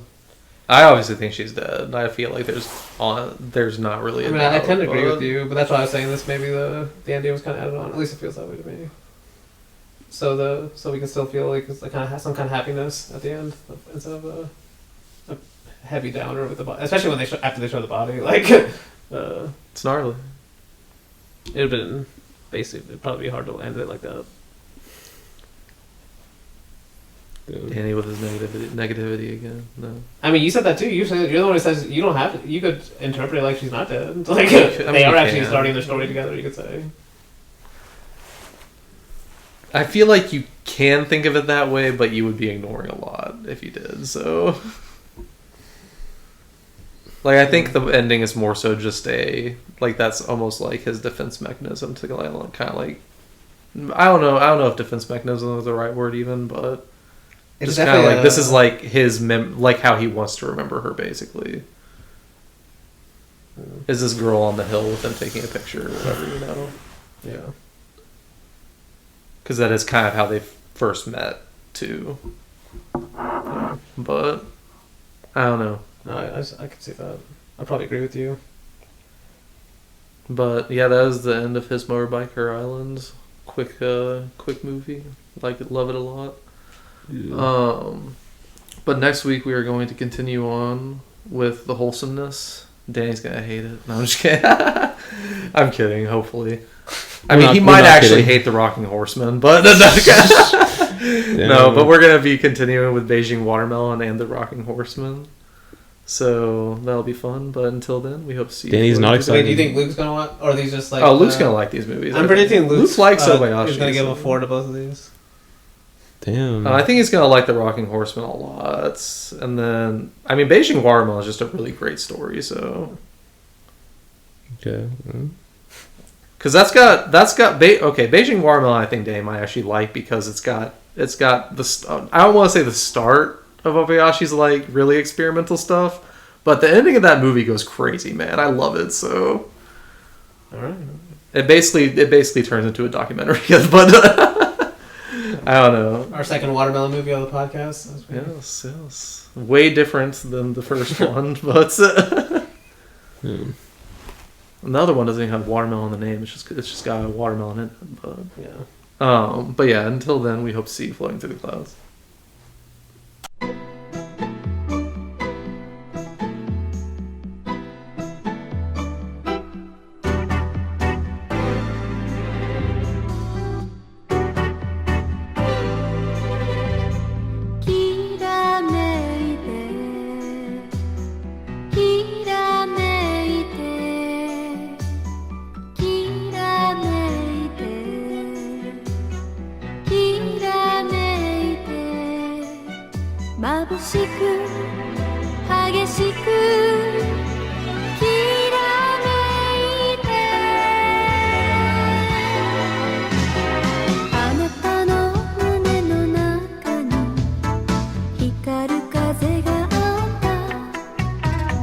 私を裸にする暖かさと激しさと好きよ、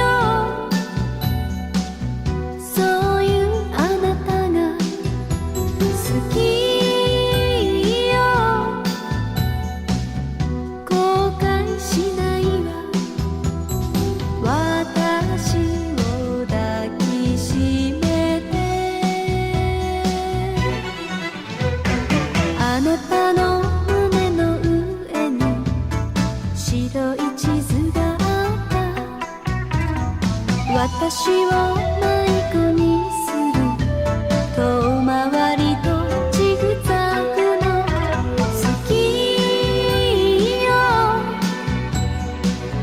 見えないあなたが好きよ、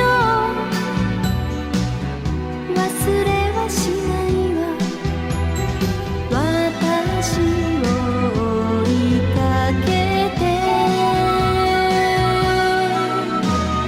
きらめいて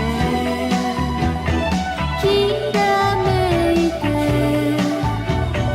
きらめいてきらめいて、眩しく激しくきらめいて、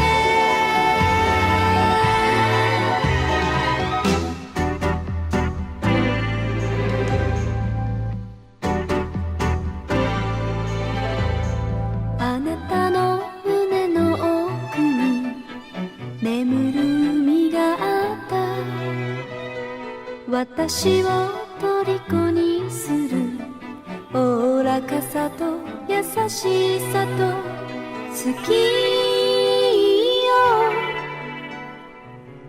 無口なあなたが好きよ、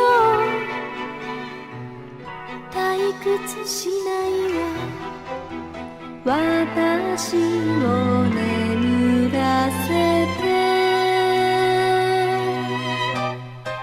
あなたの胸のひだに痛いトゲがあった、私を痛がらせる寂しがりと